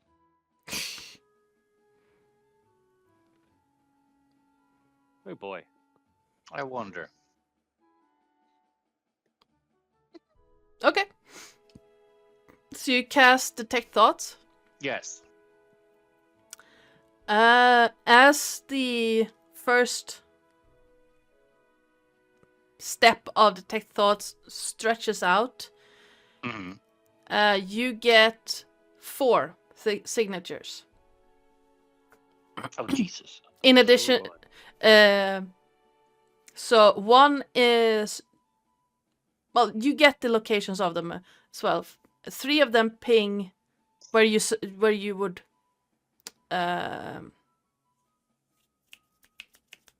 what's it called? Where Expect. you would what? Yeah, expect. Where you would expect. Uh-huh. 3 of them are Oren, Remus, and Romulus. And then next to Oren and Romulus, you get a 4th.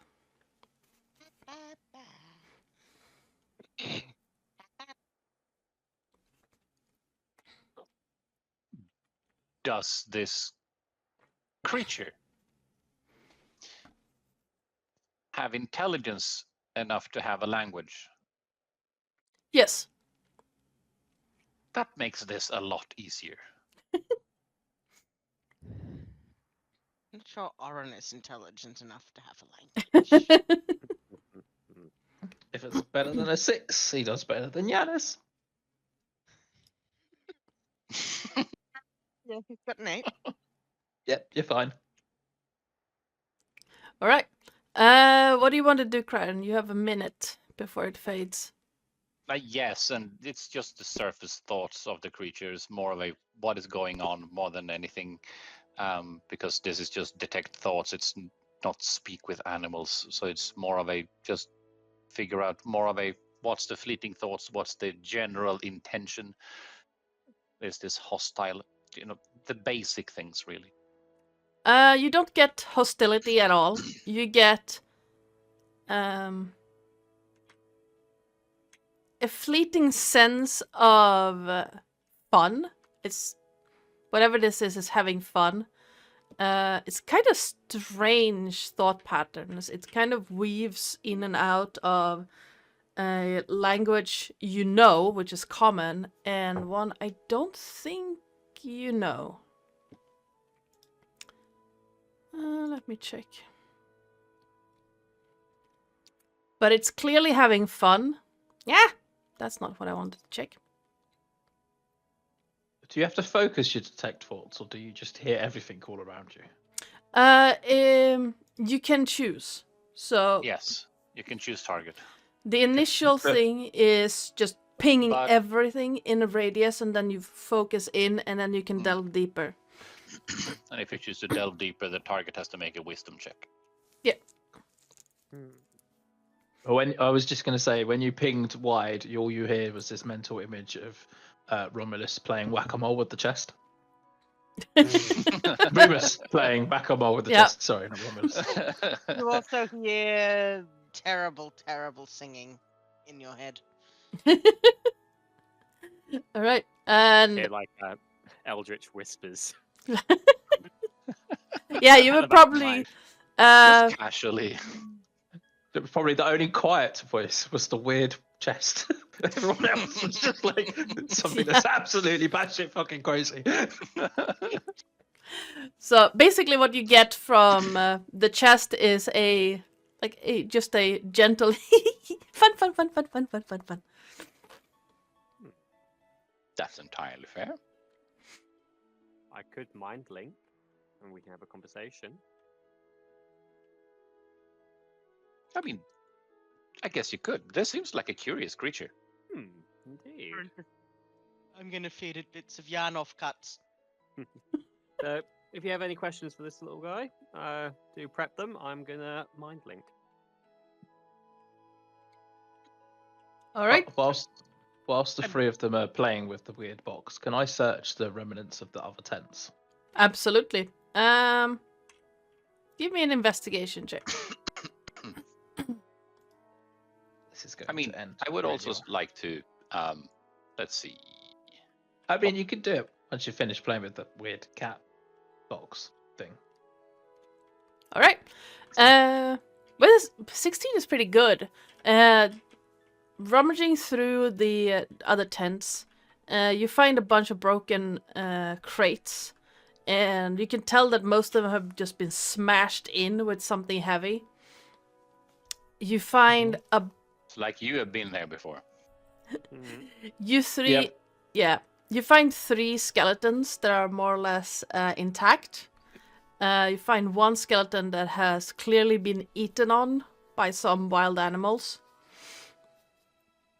Some broken bedrolls, everything. Don't really find anything of value. It seems like whatever happened here, someone took everything of value. But you do find in total 16 gold pieces, 2 silver, and 14 copper. That's stuff you just casually leave behind. Well, Sorry, it- 16 gold, 2 silver, 14 copper. Yep. Yeah. It has it looks like it's been scattered.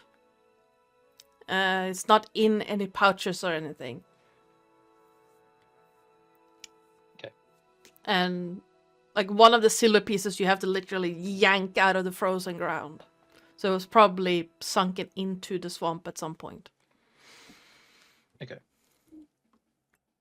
I return and dump all of the coins out on top of one of the broken crates and just say to the party, I found coins. Have you finished playing with the weird box yet? Right. I mean, Nah. Claren wants to know its name because it has a name. Yes. Okay. So Romulus, you mind link with this creature, and you would it know? Yeah, it does know that you have.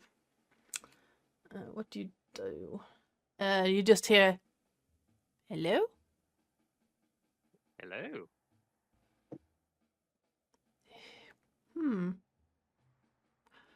Are you in my head? I am. Okay.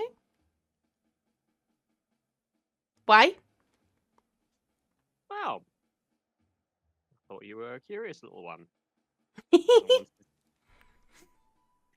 And I wanted to see, wanted to find out a bit more about you and why you're in a chest here of all places. Oh, yes. Well, I was in this box, and then I was the box, and then I found this chest, and then I am the chest, and then I want the people to open it because it's fun.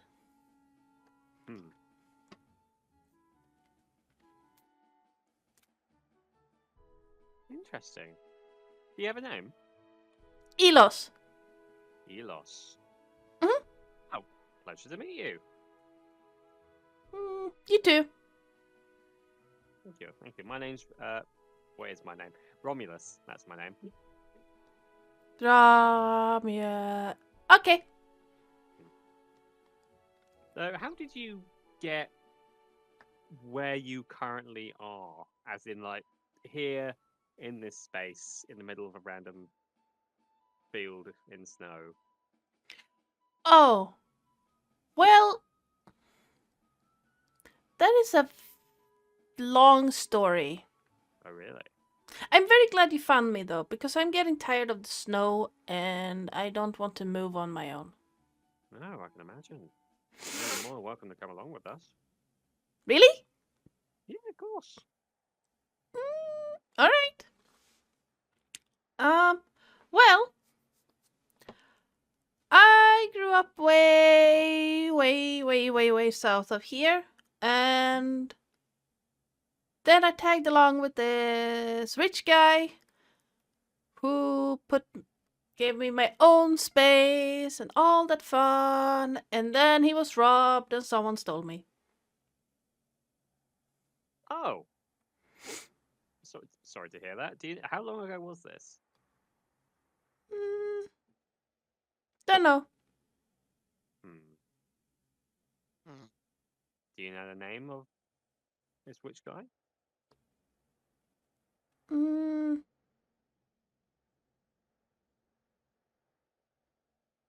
I think his name was Markon. I see. It's been a while. Oh, Would would it be easier if I'm not a box? well, I don't know. What kind of form? What other forms can you take? Oh, many. Many. Yes. In front of you, on top of the chest, you see a small... Wow, that's too big. Give me... No. Ah!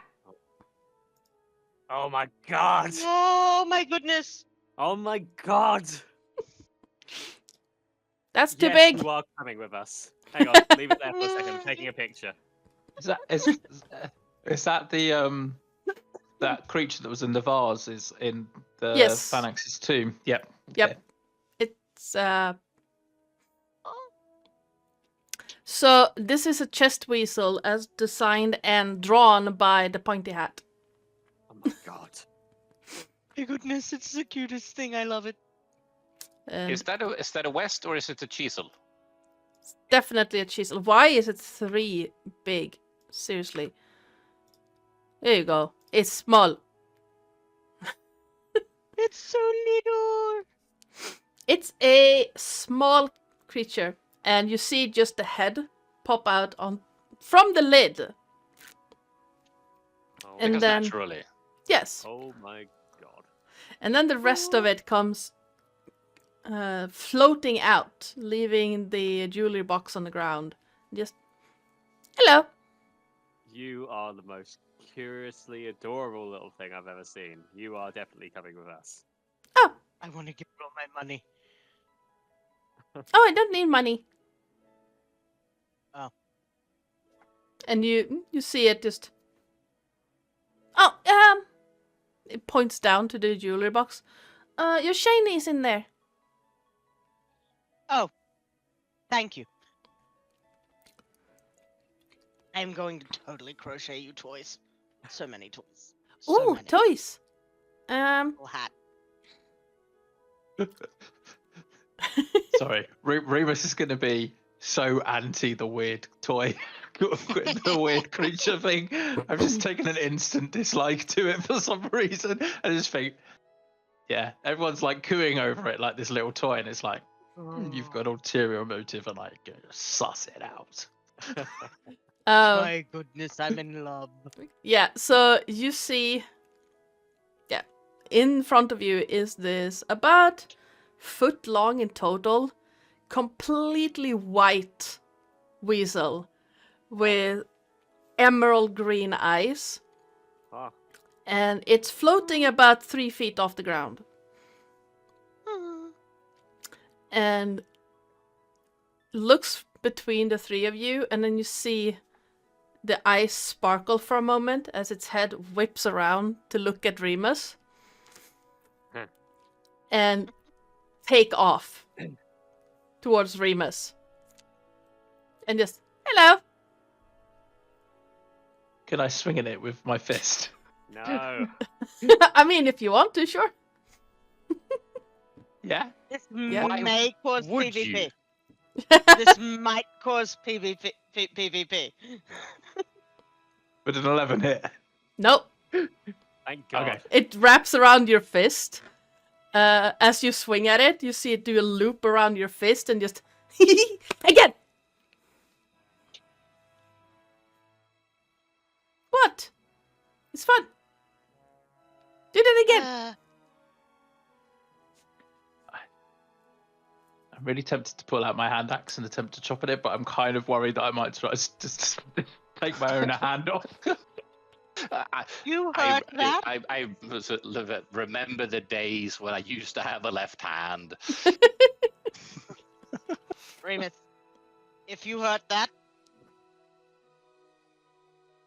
I will not be held accountable for what I do to you. Oh, he can't hurt me. Good.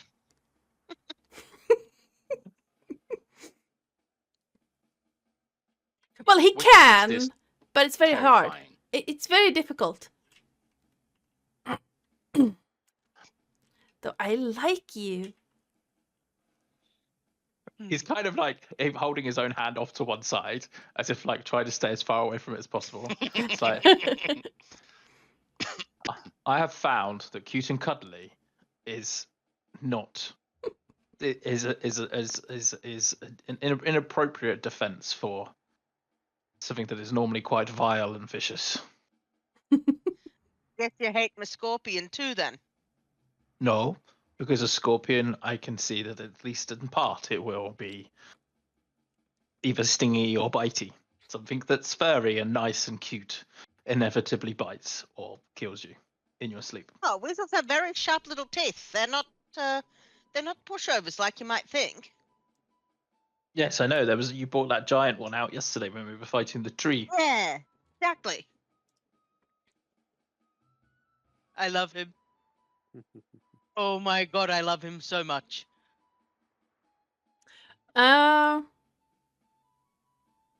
Remus, for a moment, please give me a perception check.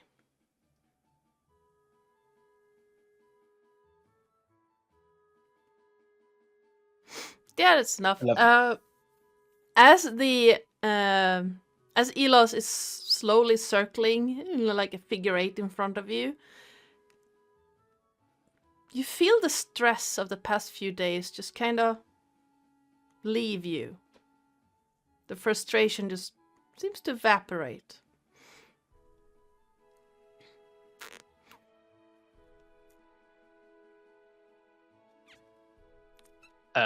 I will turn to it and go, Elos, if that is your name, It is? you appear to be relaxing me, and I don't like it. Aw, I'm sorry. Leave, Mm. or else there's consequences. He just wants to be miserable. Well, The Noir campaign, I'm supposed to be miserable.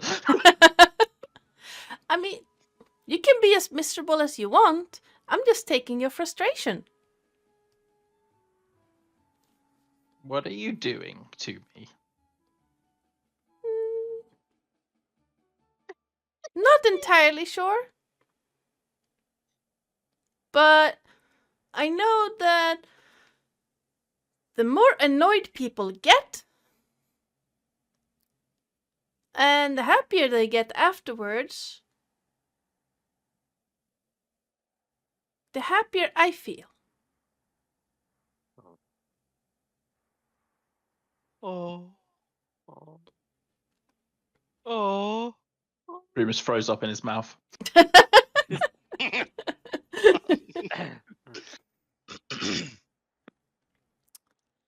to continue the trend of being miserable. Exactly.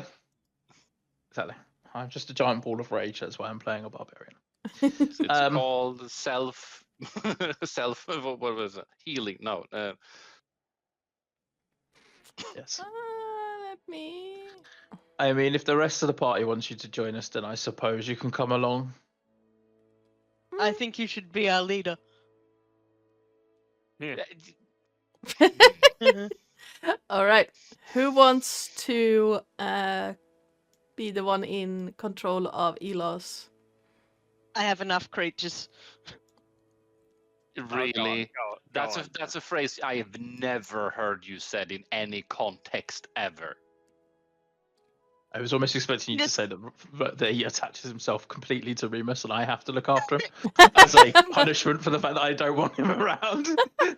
Oh no, you can see every time you like start grumbling, the green eyes flash a little, and then you feel like calm come over. Not as much as the start because Elos is trying, but it's like when you hold out a piece of like chicken in front of a dog, and then you take it away, and it can only have a little bit at a time.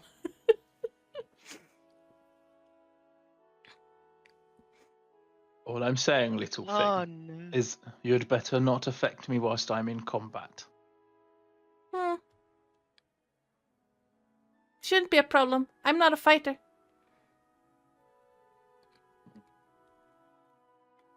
I can defend myself, and you see him lift his little paws, like. But I'm not a fighter.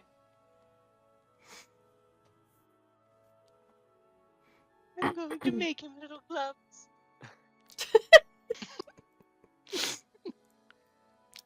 All right. So who wants this little thing? Okay, you can have it. Then there you go.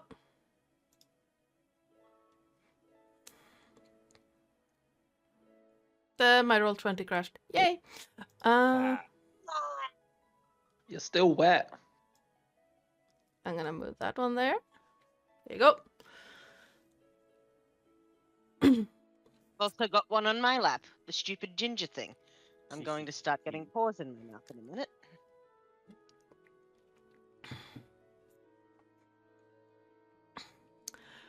And yeah, Yeah, the, you eat my sip. the jewelry box now lays open on the ground. Completely abandoned. Take my And- coin. How does the sword react to Elos? I hope in no way. I'm just waiting to find out what happens when the sword takes over and Elos is in the way. Elos is very hard to hit. Yeah, like. Uh, Oh my Oren will stand between any danger and that little creature. Don't worry about it. But yeah, you can hear Romulus is like, why can't I see the? It's not letting me see the stat block. Roll 20 is being dumb. Okay. Roll 20's being dumb, like my cat. Let's see if I can restart it. In the jewelry box, you find 4 silver necklaces, simple chains. One of them has what looks like an opal or something on it, and 3 simple gold rings. They're sorry, so 3 silver chains, 1 with an opal. 4 silver chains, 1 with an opal on it, and 3 simple gold bands. Come on, why? And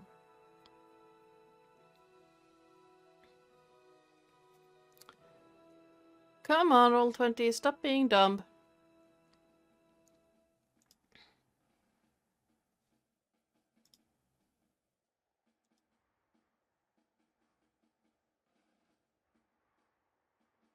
There we go.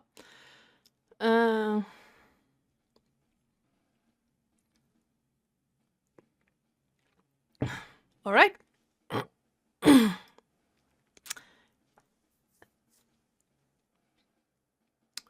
Let's see. It's about. So you want to take a stop here, or do you want to continue? Like, do you want to rest here? Or do you want to continue further? If someone picked up, I'll pick up the rest of the coins that I put down. But is someone picking up Yeah. the jewelry?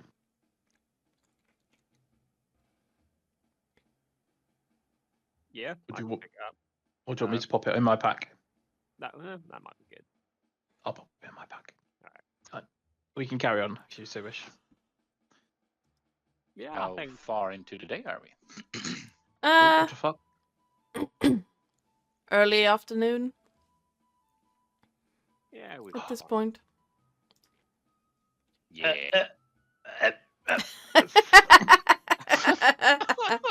Cat. Is that what Remus is like with Elos? Yeah. Every time he comes under in here, it's like, oh, leave me alone, leave me alone. Yep. At least you don't get paws in your mouth. I wouldn't mind a paw in my mouth. It's better than the wet tail that keeps slapping me around the face. All right. So you continue for the rest of the day, and Oran and Kryran taking watch again, or Yes. Yeah. okay. Please give Same me a. procedure as last year. All right. Please give me a perception check. I can do that. I feel that Right. he will perceive nothing because I feel that's what's going to happen. Yes. And I ask a really serious question. Okay. As as Romulus and Remus has primarily been sharing a tent throughout most of this adventure, Mm-hmm. is Elos also now in the tent? Possibly. It also just Probably. occurred to me that Elos's object manipulation just reminds me of like Gary's mod, like the Yes. object deceit thing. Yeah, I'm just reading object manipulation, and that's it. That's pretty much what it can do. It's Gary's mod in Prop hunt. D&D. Prop hunt. Prop hunt. That's the one. Yep. Oh, it's I used to funny. play that so much. I've never played it, but I've seen people play it. And it's funny. Yeah, I'm guessing that yes. Unless you actually physically throw Elos out of the tent, he'll stay with you guys. I have a distinct feeling that Remus will now be setting up a separate tent to sleep in, rather than staying in the same one with his brother. Oh, you can stay with me if you'd like. No, he'll definitely be setting up a separate tent. I don't snore. It's more to do with the fact that you were naked yet only a couple of days ago, and he's seen all. This is true. Okay. I was bathing. And that doesn't matter. So Kryran, during your watch, nothing too interesting happens. The snow has stopped falling. The night is still cloudy and overcast. It's kind of hard to focus, really. It's a lot to think about. You're on your way back to, civilization or something akin to it. But passes uneventfully. And you swap out with Oren.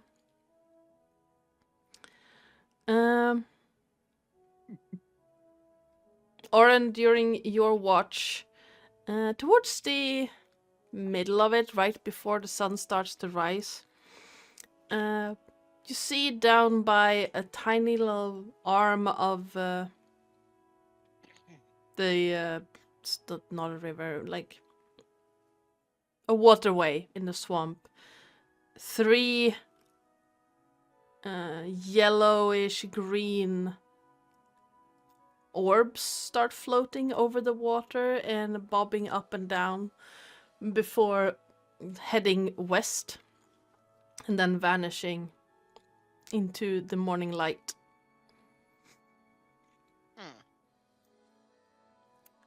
Did they look like they were dangerous? They didn't seem hostile, at least not to you.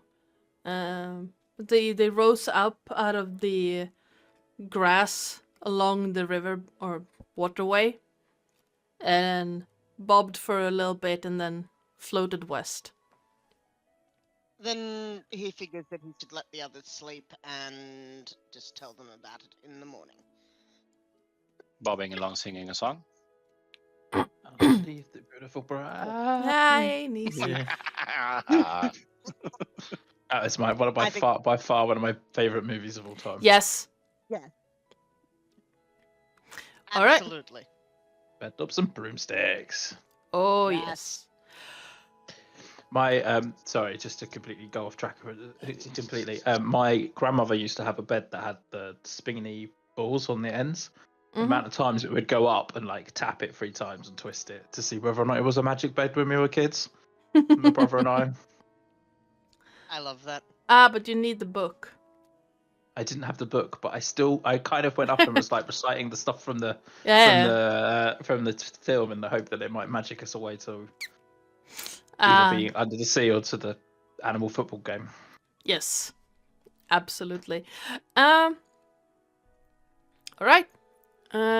Morning dawns once again, cold and not as cold as it was like a few days ago, with the cloud cover warming it slightly, but you're still a bit comfortable with the vicinity to the thermal cube.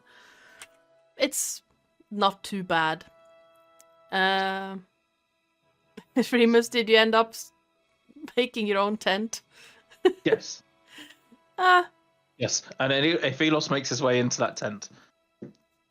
Oh no, I'm just. He No. will wear down eventually, but I'm just like that little furry fucking. Yeah, no, Elos, as fun as it is for him to rile people up, he also realizes it's probably not the brightest idea to piss off the one who can actually kill him. Dear. As tasty as that would be. Oren would tell everybody about the bobbly light things he saw in the water. Mhm. You know, sing along, singing a song.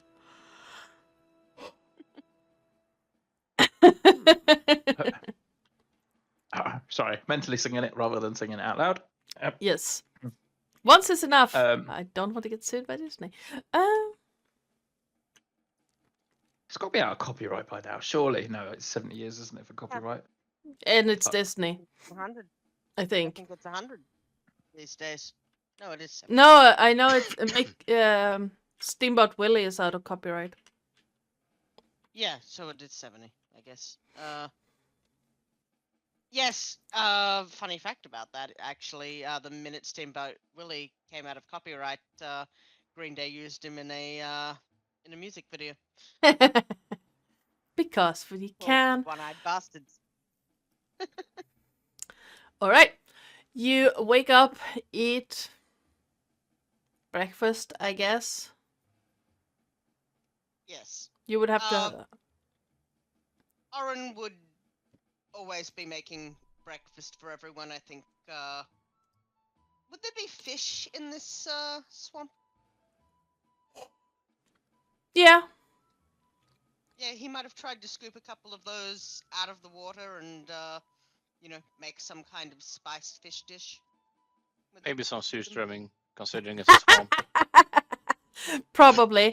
Yeah, give me a survival check. Let's have a look-see. I know how to survive. I've got a +3 in that. Oh, Nice. Yeah, 19. Yeah. It takes a little bit of time to get the rhythm of break. Like you would have to break some ice first, and then just get the rhythm of when fish would pop up. But by the end of your, like can't take too long to lose sight of what you're supposed to be doing. But you do manage to get a couple of decent size fish. Yeah, so he'll, pop those, spice them up with his spice pouch and call it good. Nice. Geesh. All right. Gee. You have a pretty nice breakfast of spiced fish and break camp, and you set out on your way. Fish. Yeesh. Who is leading? Is it Remus again? Yes. If anything, we're prodding him ahead of us. All right. Give me a perception check, please. He's ahead of us. He can't hurt our ferret, our weasel. All right. Scouting ahead. Well, not scouting ahead, but keeping an eye out. You hear suddenly this really weird screeching sound. And you look over and you see this like a small copse of trees and something coming from it, diving towards you. And it's a little bit hard to tell what it is first because it looks like odd. Big, like really big blue wings. But it has horns. Antlers poking out of its head. And then as it gets closer, you see that it doesn't have a beak. It's almost like a maw with teeth. But it has talons and wings. And then it swoops down towards you. And I need everyone to make me a dexterity save, please. Really? Yes. This is why we can't have nice things. Probably. Say? Oh my god. Okay. Do I Would roll my one for, would my idiot? danger sense kick in here where I would then have advantage on that dexterity save? It would, because you spotted it. Shall I do one for Eos as well? Good job too. Yeah, sure. Yeah. So, Remus, you see this, whatever it is large, really, really big. Fold its wings in and dive down towards your group and then stop just short and the rest of you just scatter. But Romulus, you're not fast enough and it digs its talons into your shoulders and lift Oh fuck. and start taking off. Guys. Can I mentally? Can I mind link with it and mentally scream at it to turn around and to stop, like almost like trying to surprise it into dropping Romulus? Yeah, sure, go for it. Give me an It seems like an intimidation awful check. inconvenience. This is not good. Okay, yes. 16. 2d4 plus 4. Really? Okay, you take 7 piercing damage as the talons sink into your shoulders, Romulus. Oof. 16. You watch it wobble a little bit, throw glare over its shoulder, and drop the grip. How high are we right now? You're about 10 feet off the ground. Oh great. So as you... I didn't think that far ahead. Not only do I have pierced shoulders. Yeah, I'm gonna- Romulus, could you please You now give have a me broken a... ankle. Could you please give me a acrobatics check? Acrobatic. Okay. You manage to stay on your feet, but you still take fall damage as you don't really land properly and you twist your ankle a little bit. Stumbling forwards. You hear that odd screeching sound again. As this. How much damage am I taking? You took 4 Gotcha. bludgeoning damage. Okay. So, why did that do that more than? Okay, that's fine. So 7 piercing from it grabbing you with its talons, and then another 4 from dropping to the ground. Gotcha. And whatever this creature is, it turns around in the air, looks around to you, and well, to all of you, and you can see this really weird looking combination of several different animals. Combination of several different animals. Yes, let me see if I can. Great. Can I, Like, yeah.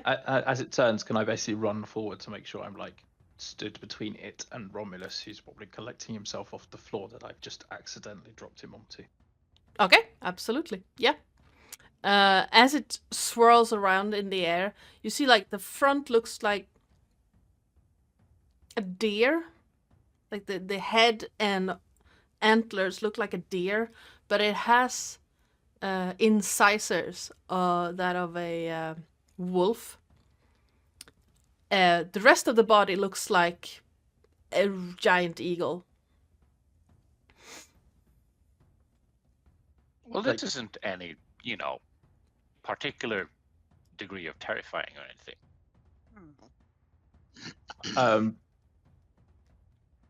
And it doesn't look does it not look natural at all? So it's not something like Remus might have encountered on his mercenary trails at all as a natural creature. I'm assuming that unnatural would not have. It's a bit okay.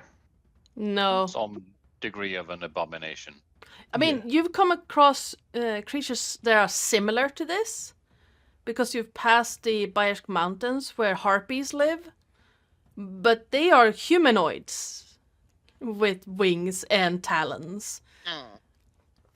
This one looks like someone took a giant eagle and superimposed a deer onto it, and then gave it fangs because why not? Yes? Question. Can I cast sleep on it just above its head so it doesn't get anyone else? Yeah, you can try.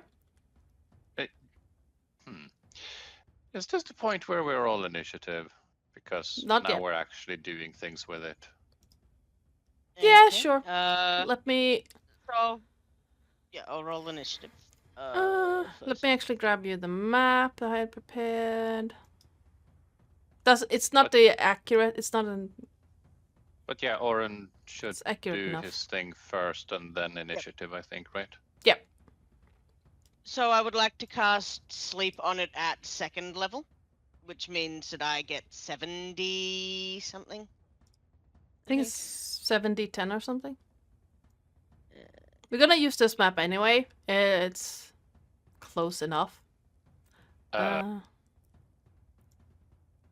I like the fact that we're going to use. Oh, thank you. And now it actually changes. It's Yeah, 78, that's nice. So That let's is roll 78. interesting. I assume a token. Sorry, I don't know. It's all just black for me. Yeah. Yeah. Give me a moment. Okay. It's being dumb. It looks like something out of Dungeon Meshy. How do I roll 7? I can only roll 6. How about now?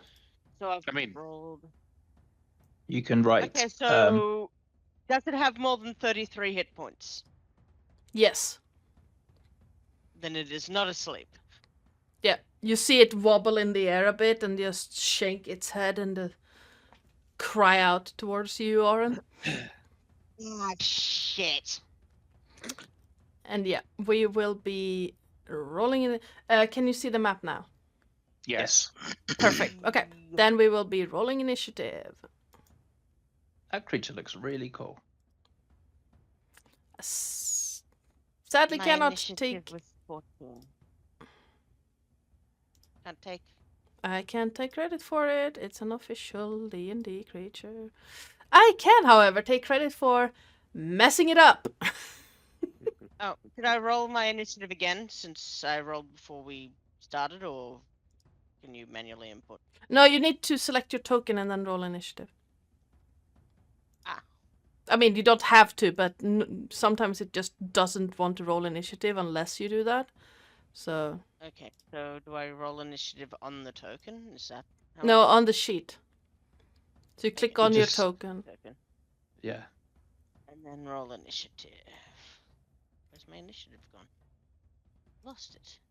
It's in between your armor class and your. Oh no, I was on spells, that's why. Yeah, that would explain it, yeah. I've tweaked it a little bit. What? did? In an entire meta way. What creature is it? Periton. Oh, okay. A giant one, apparently. Aren't they Looking supposed at- to be looking nice at the- creatures, Peritons? I think they're pairs. According to official D&D rules, they're chaotic evil. Really?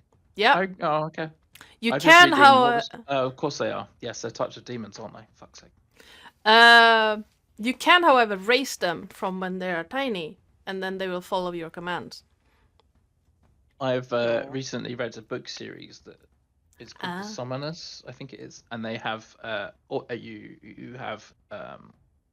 you go out into this magical plane, you summon, you capture demons, and this Peritons is some of the mounts that they have for this Yeah. kind yeah. of like chivalric order. Peritons are one of the mounts you can get if you play an Oathbreaker, and you do summon steed. I still need to play a paladin at some point. Same. Yeah, paladins are fun. Can be fun, unless you play them like stick in the mud. Alright, Oren. Is this a monstrous patron or a giant? Because I Yes. can't even. I'm just curious about it. Technically, they are monstrosities. I mean, they are a monstrosity, but is it a large monstrosity or a medium monstrosity? As in, are we looking up a mountain in front of us, or you know? Alright, okay. So, Oren, if you want to summon your menagerie, you can go for it while I describe what you're looking at. So, what you're looking at is a bird-like creature that is like twice the size of Remus without the wings. The wings are like 5 meters from wingtip to wingtip. And Oh, this is a useful trio. Jackal, ape, and baboon. and is currently hovering. Oh, like you know that.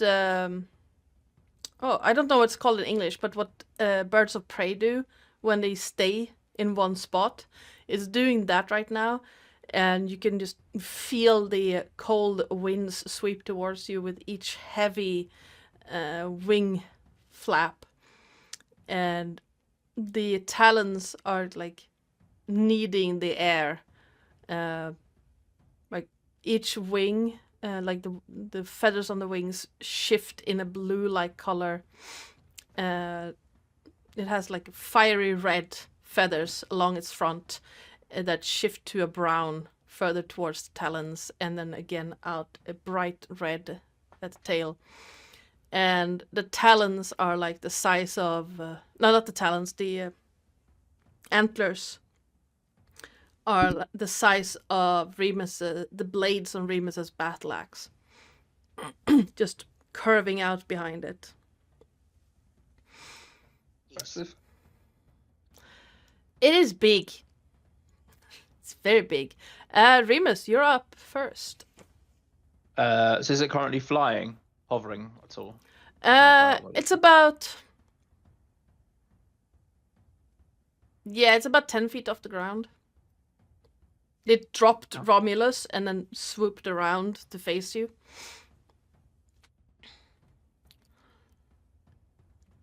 Okay.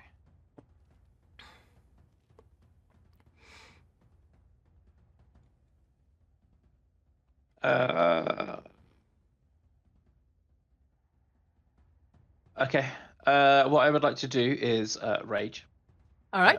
Because hey, why not? He's just hit my brother. Some things are worth fighting for.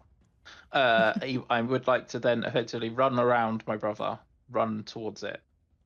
It should be 20 feet of movement, and then basically take a like a running leap up to try to jump up to it with the great axe and try to wedge the great axe into the body and drag it down to the ground.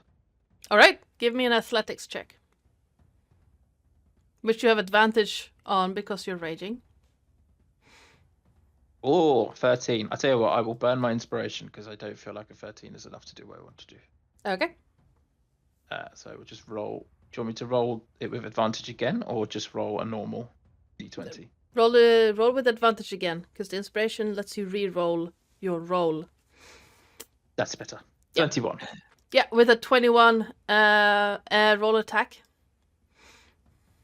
The great axe. Yes. 17. 17 hits. You run up, find what is essentially like a root that is a little bit springy, that gives you that extra boost that you need, and you manage to land the great axe into its side. Go ahead, roll damage. While I...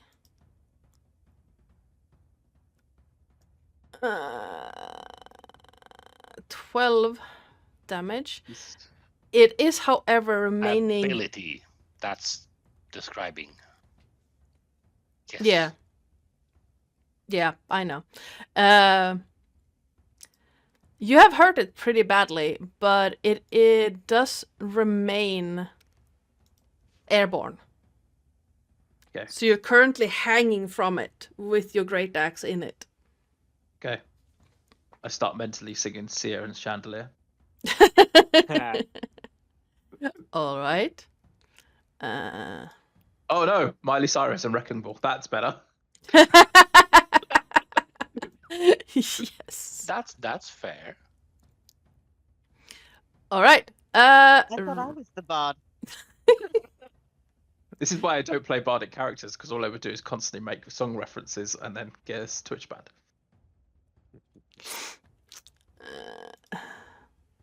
Oh no. Okay. 12. That is save. All right. Romulus. I am gonna mind spike it. Okay.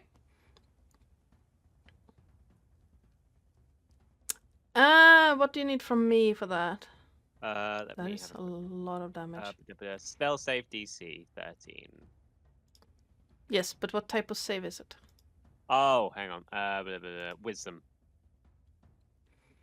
Why Is your did spell save DC only 13? Same with mine. Yeah, Oh, okay. apparently so, yeah. Oh, hang on. Only No, it's 14 now. Yeah, I was like, Lucky yeah, okay. Okay, wow. I don't know why it hasn't updated there, but it's 14.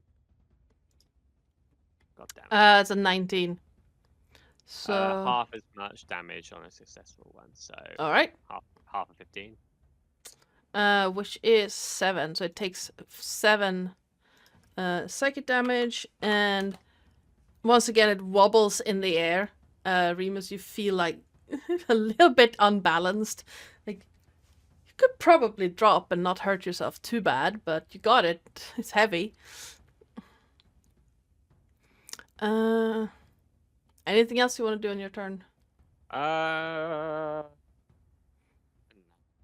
about it. All right, it's Periton's turn.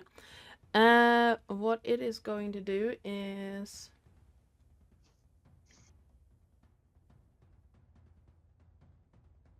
Okay. It's going to try to kick you, Remus, because you're like wedged in there with it. Technically, that doesn't really do anything. Its speed is 0. No, wait.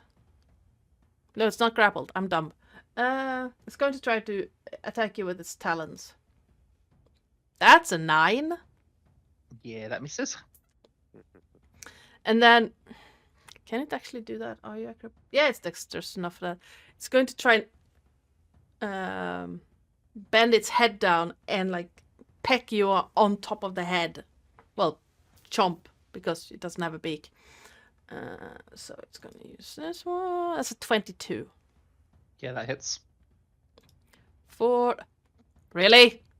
No, he's gonna have a Oh. lobotomy. For 2 piercing damage. Yes. Lovely. You feel it like scraping across your head, and you just like me. Just the peck on the cheek. And it's gonna fly up another 5 feet. So it's currently 15 feet off the ground. This is not going to end well for Remus. Kraran.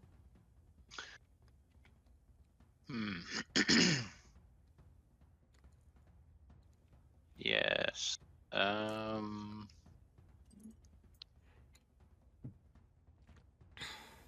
Pondering.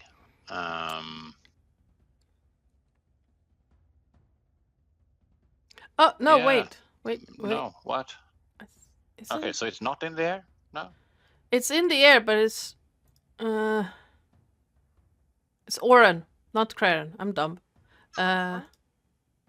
Are you sure? Oh, Yeah, there's two. the tracker didn't update. No, because I forgot to do it yet again. I should be doing it at the beginning of every day, but I keep forgetting. I'm going to cast Aid on the 3 people that are not me. Which animals did you get? Jackal. Jackal, Ape, and Baboon. Ape. I rolled a 1, a 2, and a 3, I believe. Okay. So everyone gets an additional 5 hit points. Yes. Love how the that's cat just- is like, hi, pet me. Are you talking about Atty? Yes. Yes, she's just been sat there.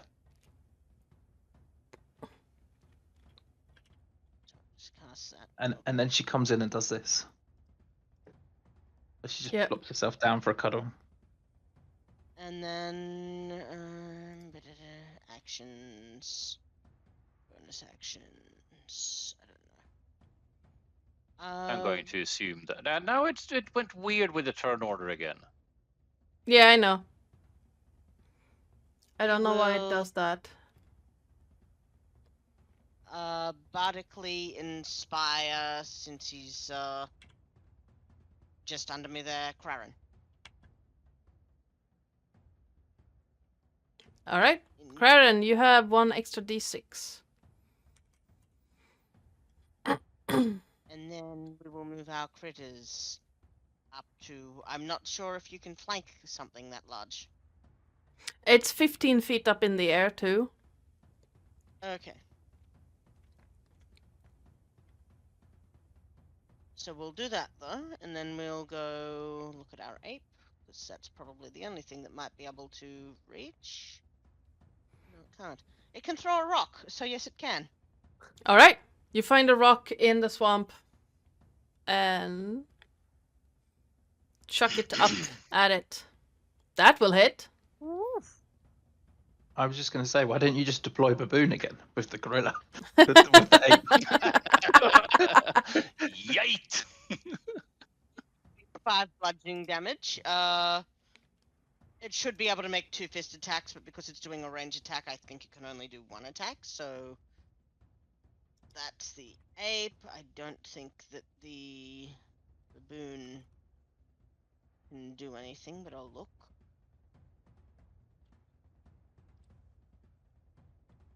No, it's got a 5-foot reach, so unless it jumps and smacks, no. And Jackal, which I've not handled before, has a bite attack and cannot do anything. But they're there for fodder. So, Ape is throwing rocks, Oren is staying back, he's aided the 3 human companions, and inspired Krarin, and is done. All right. He is not moving closer. He does not want any part of that note. Fair enough. There we go. That's correct. Krarin. Krarin picks up a feather from the ground and twirls the quill between his fingers for a moment and yeets it towards the bird, which now also needs to make a wisdom saving throw. Nice. All right. Wisdom. That's a 7. Which Fails. I'm guessing. yes. So hideous laughter. It's interesting. All right. All right. So I'm not falls prone.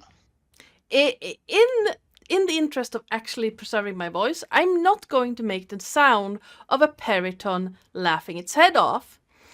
That's But entirely fair. you hear this a hideous laughter somewhere between the scratching of metal on stone and like a really old person just cackling. Echoes out and it falls. It's going to... Would it take that? It's 15 feet up, so it takes 1d6... 5... I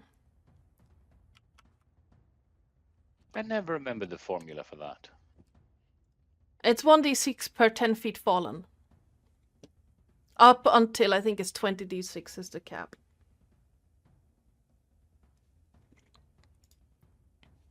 Nope, fails that wisdom save too. And Remus, could you please give me an acrobatics check? As you also hit the ground. To be fair, it's about time that I had some sort of collateral damage caused to me. Acrobatics. Yes.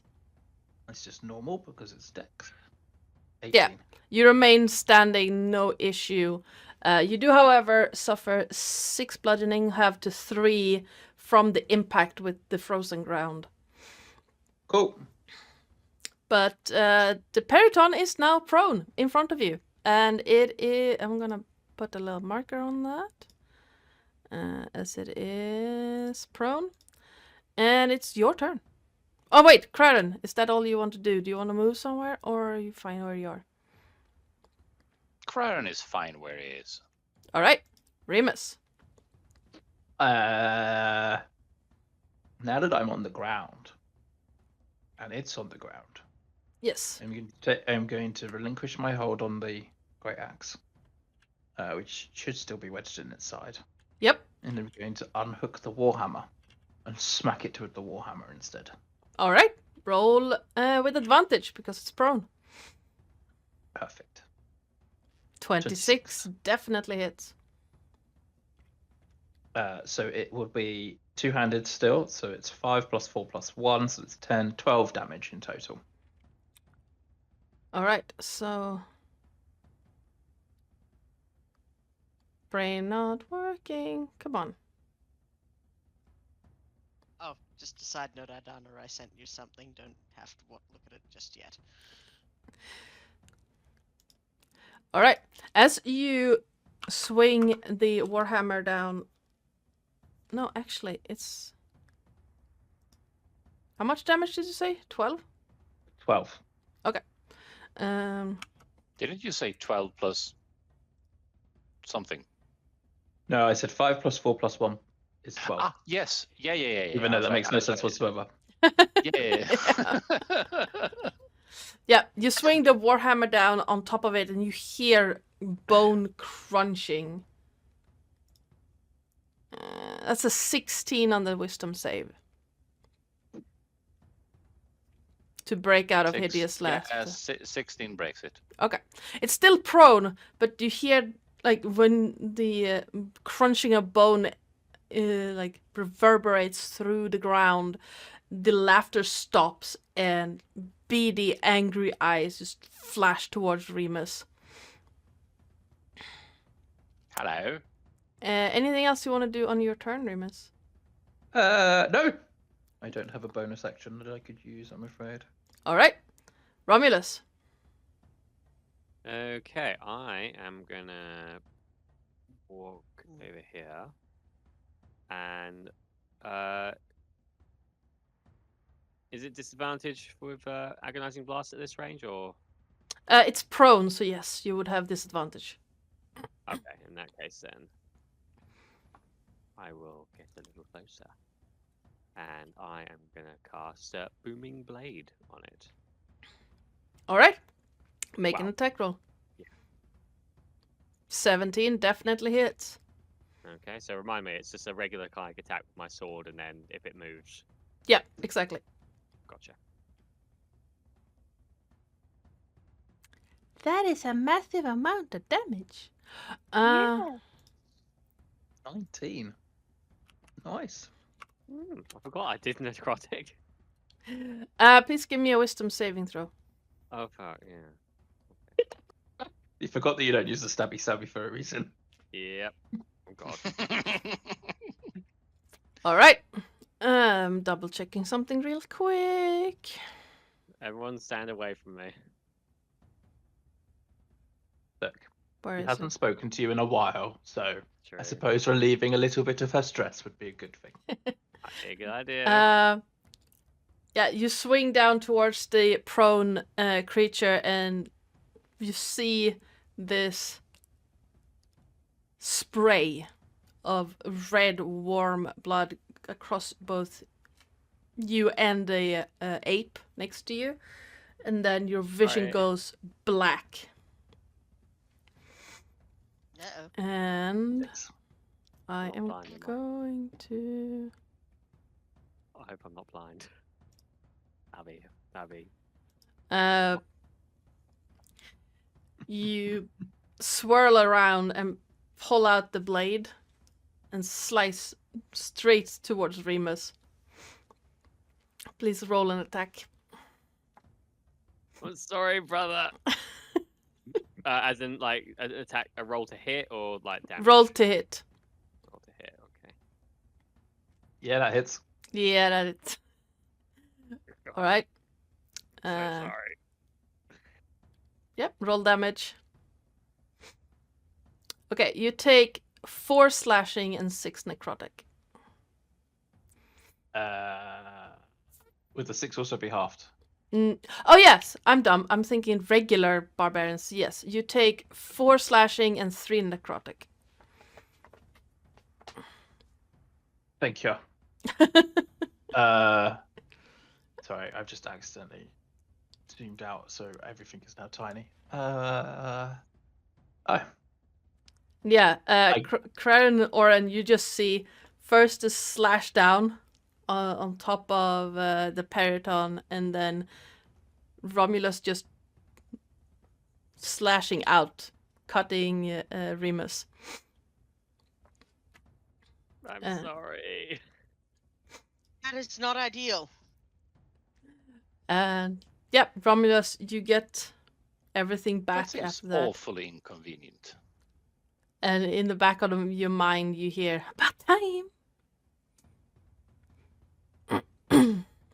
Be quiet, you, and like, I take my make sure my sword is away from Remus. All right. Next up is the Periton. It's going to use half its movement to get up. And Oh, how? Hang on.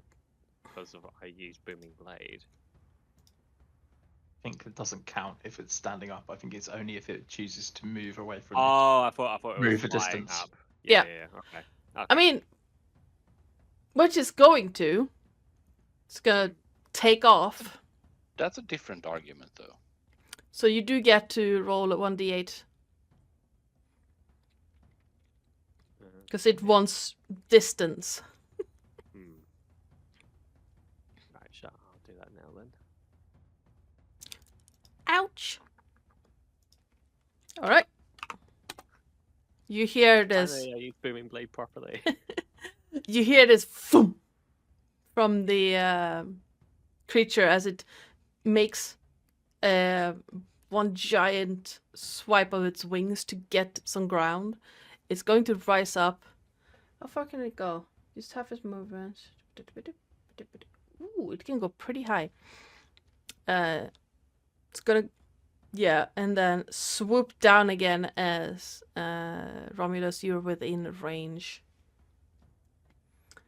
It's gonna pass here. Question: how far up would it have gone, and therefore would it have gotten out of my range in terms of, and the other creatures around it? That So, like, is if a it flies good- 15 feet up, would we all then get an opportunity to take a hit at it? No, it would not. Okay. It kicks up so much shite in the air as it flies up. It has flyby, so you wouldn't get opportunity attacks. Oh, okay. But yeah, it starts kicking up snow and debris and ice as it takes flight, and it's gonna fly on over here. Make a Debris, you mean? Yes, debris. It's gonna make a talon swipe towards Romulus.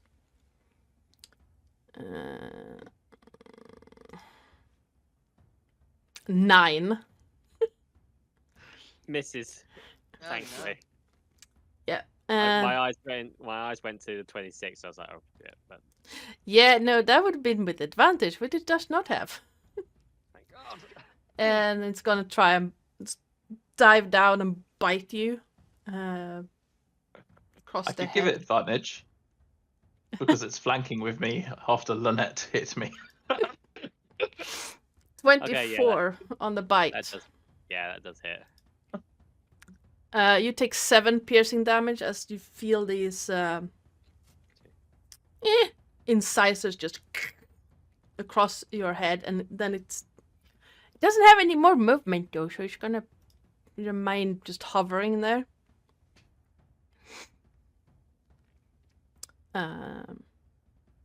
Oren. Yes. Oren is going to be very stupid now. All right. He's Got to going flex to move that up. 8 intelligence. Yeah. How big is this thing's head? Huh? How big is its head?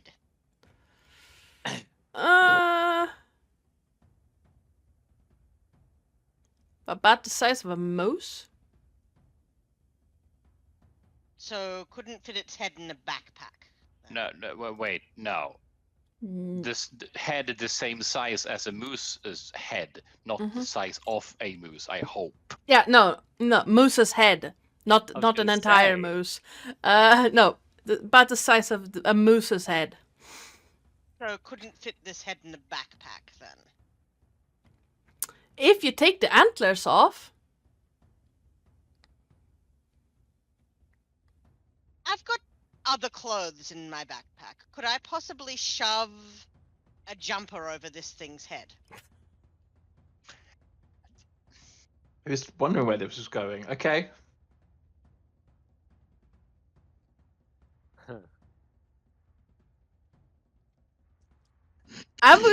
I hate to do this, but I'm gonna say no because of the antlers. I mean, you can try, but you're gonna rip that sweater to shit. I am basically just trying to get its eyes covered. All So right. you The wanted bottom you of wanted the to fall sweater asleep gets- like a The canary. bottom of the sweater gets hooked on the antlers. That is a plus. All right. It is currently about 5 feet off the ground. Basically, he's trying to muzzle the thing by putting the entire bottom end of a jumper over its head and having it speak out the neck hole, and hooking the bottom of the sweater then over the antlers to hook it in. I mean, there is All right. This is what I'm gonna do because I love this idea and I want it to succeed. Please give me an athletics check. Never mind An that Craren has athletic blindness spells. You know, never No, mind this that is part. funny. No. That's fine. Athletic check, you said. Yes. Athletics. I have a 1 to athletics. Let's see how this works. You managed to jump up high enough to get the I will use my sweater. inspiration. Huh? I will use my inspiration. Go for it. Can you hear me? Yep. Yes, I will use inspiration on this. Nice. There we go. That's a nat Nice. 20. All right. The dice tell a story. Yeah, the dice tell a story. You do manage to find some form of leverage on the ground and jump up, pulling at this creature's feathers at the I front. think he probably walked up the ape. I mean, yeah, that could work. Yeah, you climb up, you quickly climb up on top of the ape, jump up, and manage to get the sweater around its face. And because you rolled a nat 20, it is stuck on those antlers. The thing is currently blinded and has very distressed. And then he's going to just, if he can, spin around so he is behind the antlers and holding on for dear life. Okay. Literally, dear life. Yeah. Okay, with that nat 20, I'm gonna yes. You are, however, currently on top of this thing, 5 feet off the ground, and it is moving to try and shake you off. That's fine. That's you still have a bonus action.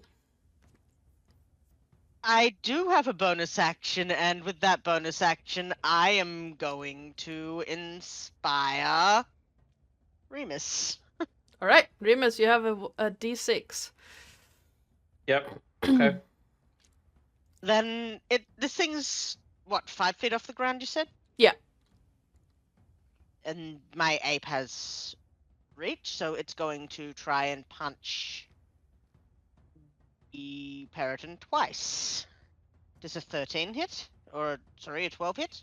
12, unfortunately, does just not hit. Ape punches out, but the flailing of this creature just makes the ape miss, unfortunately. 13 How about a 13? just hits. Okay. So the second hit does 6 bludgeoning damage. All right. Right. Let me get my other creatures. That was that one. I've got Yeah. As the ape rears back and just clobbers it on the side of the hip, it's a massive hit, but something makes it not hurt as much as you would expect from that swing. Probably the muzzle.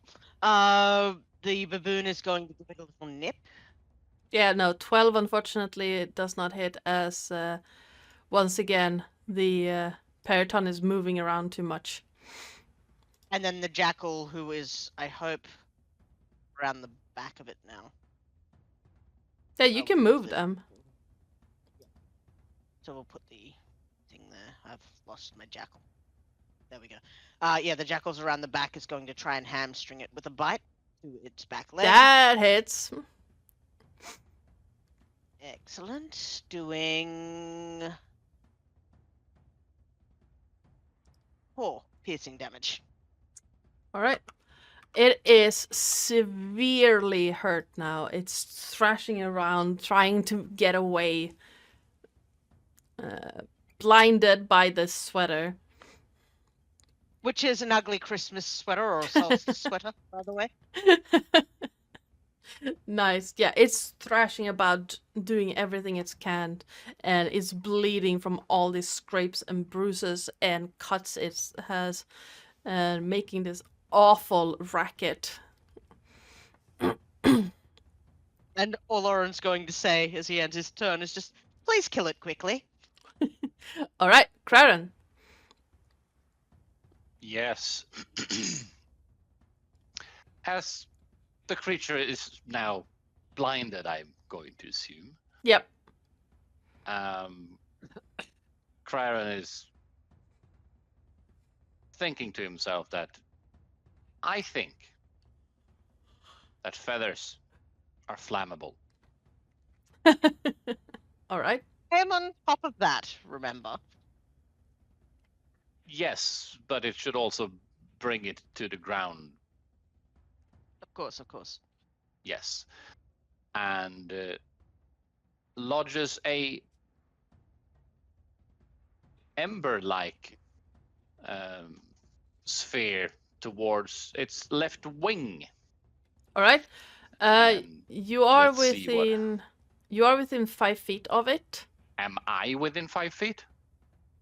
And at that point, Craren obviously moves first.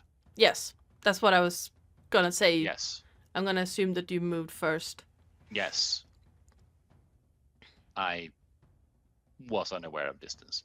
So each square on the map is 5 feet. I'm assuming 19 hits. 19 hits, yeah. You can roll if you want. Your modifier will kill it. I mean, yeah, but Just see how much you overkill it. but also, much is it how much- since it's blinded? Is this advantage? Yes, it is. At which point? Roll again. Yeah, both will hit. Yeah, that 23.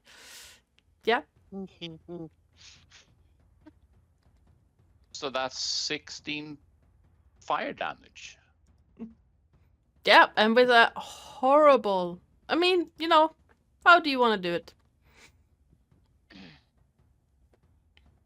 The general idea is pretty simple. With less feathers in one wing, it will land. Yeah, and you... And this Yeah. was just an unexpected hole in the wing. Yeah. So, Karen wanted it on the ground. He got it on the ground. yeah, it's very Not- much on the not, ground. not as intended, but it's on the ground. Yep.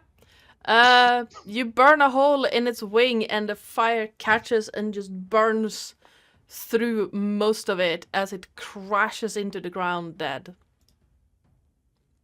I'm hoping Oren landed that. Oren, please give me an acrobatics check. Acrobatics check.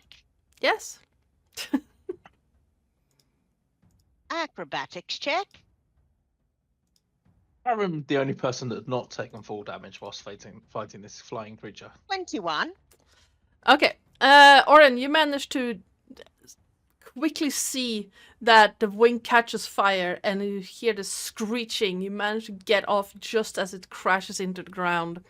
And all of the feathers just catch in a roar of flame and scent of burning hair and feathers. Look, it's a big roast chicken.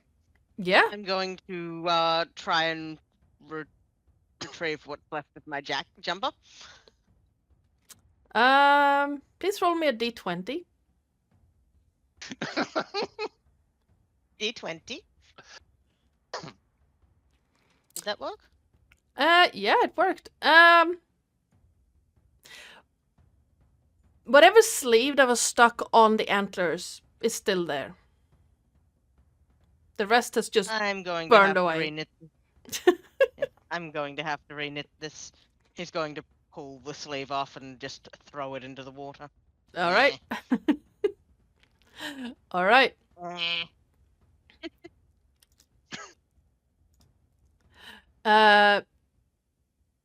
And as you watch the embers of this dead monstrosity thing slowly cool in the frozen waters around you, a scent of chicken, barbecue chicken, rises towards the skies. Hey, you think we can make this? Well, we shall find out next time. Dun, dun,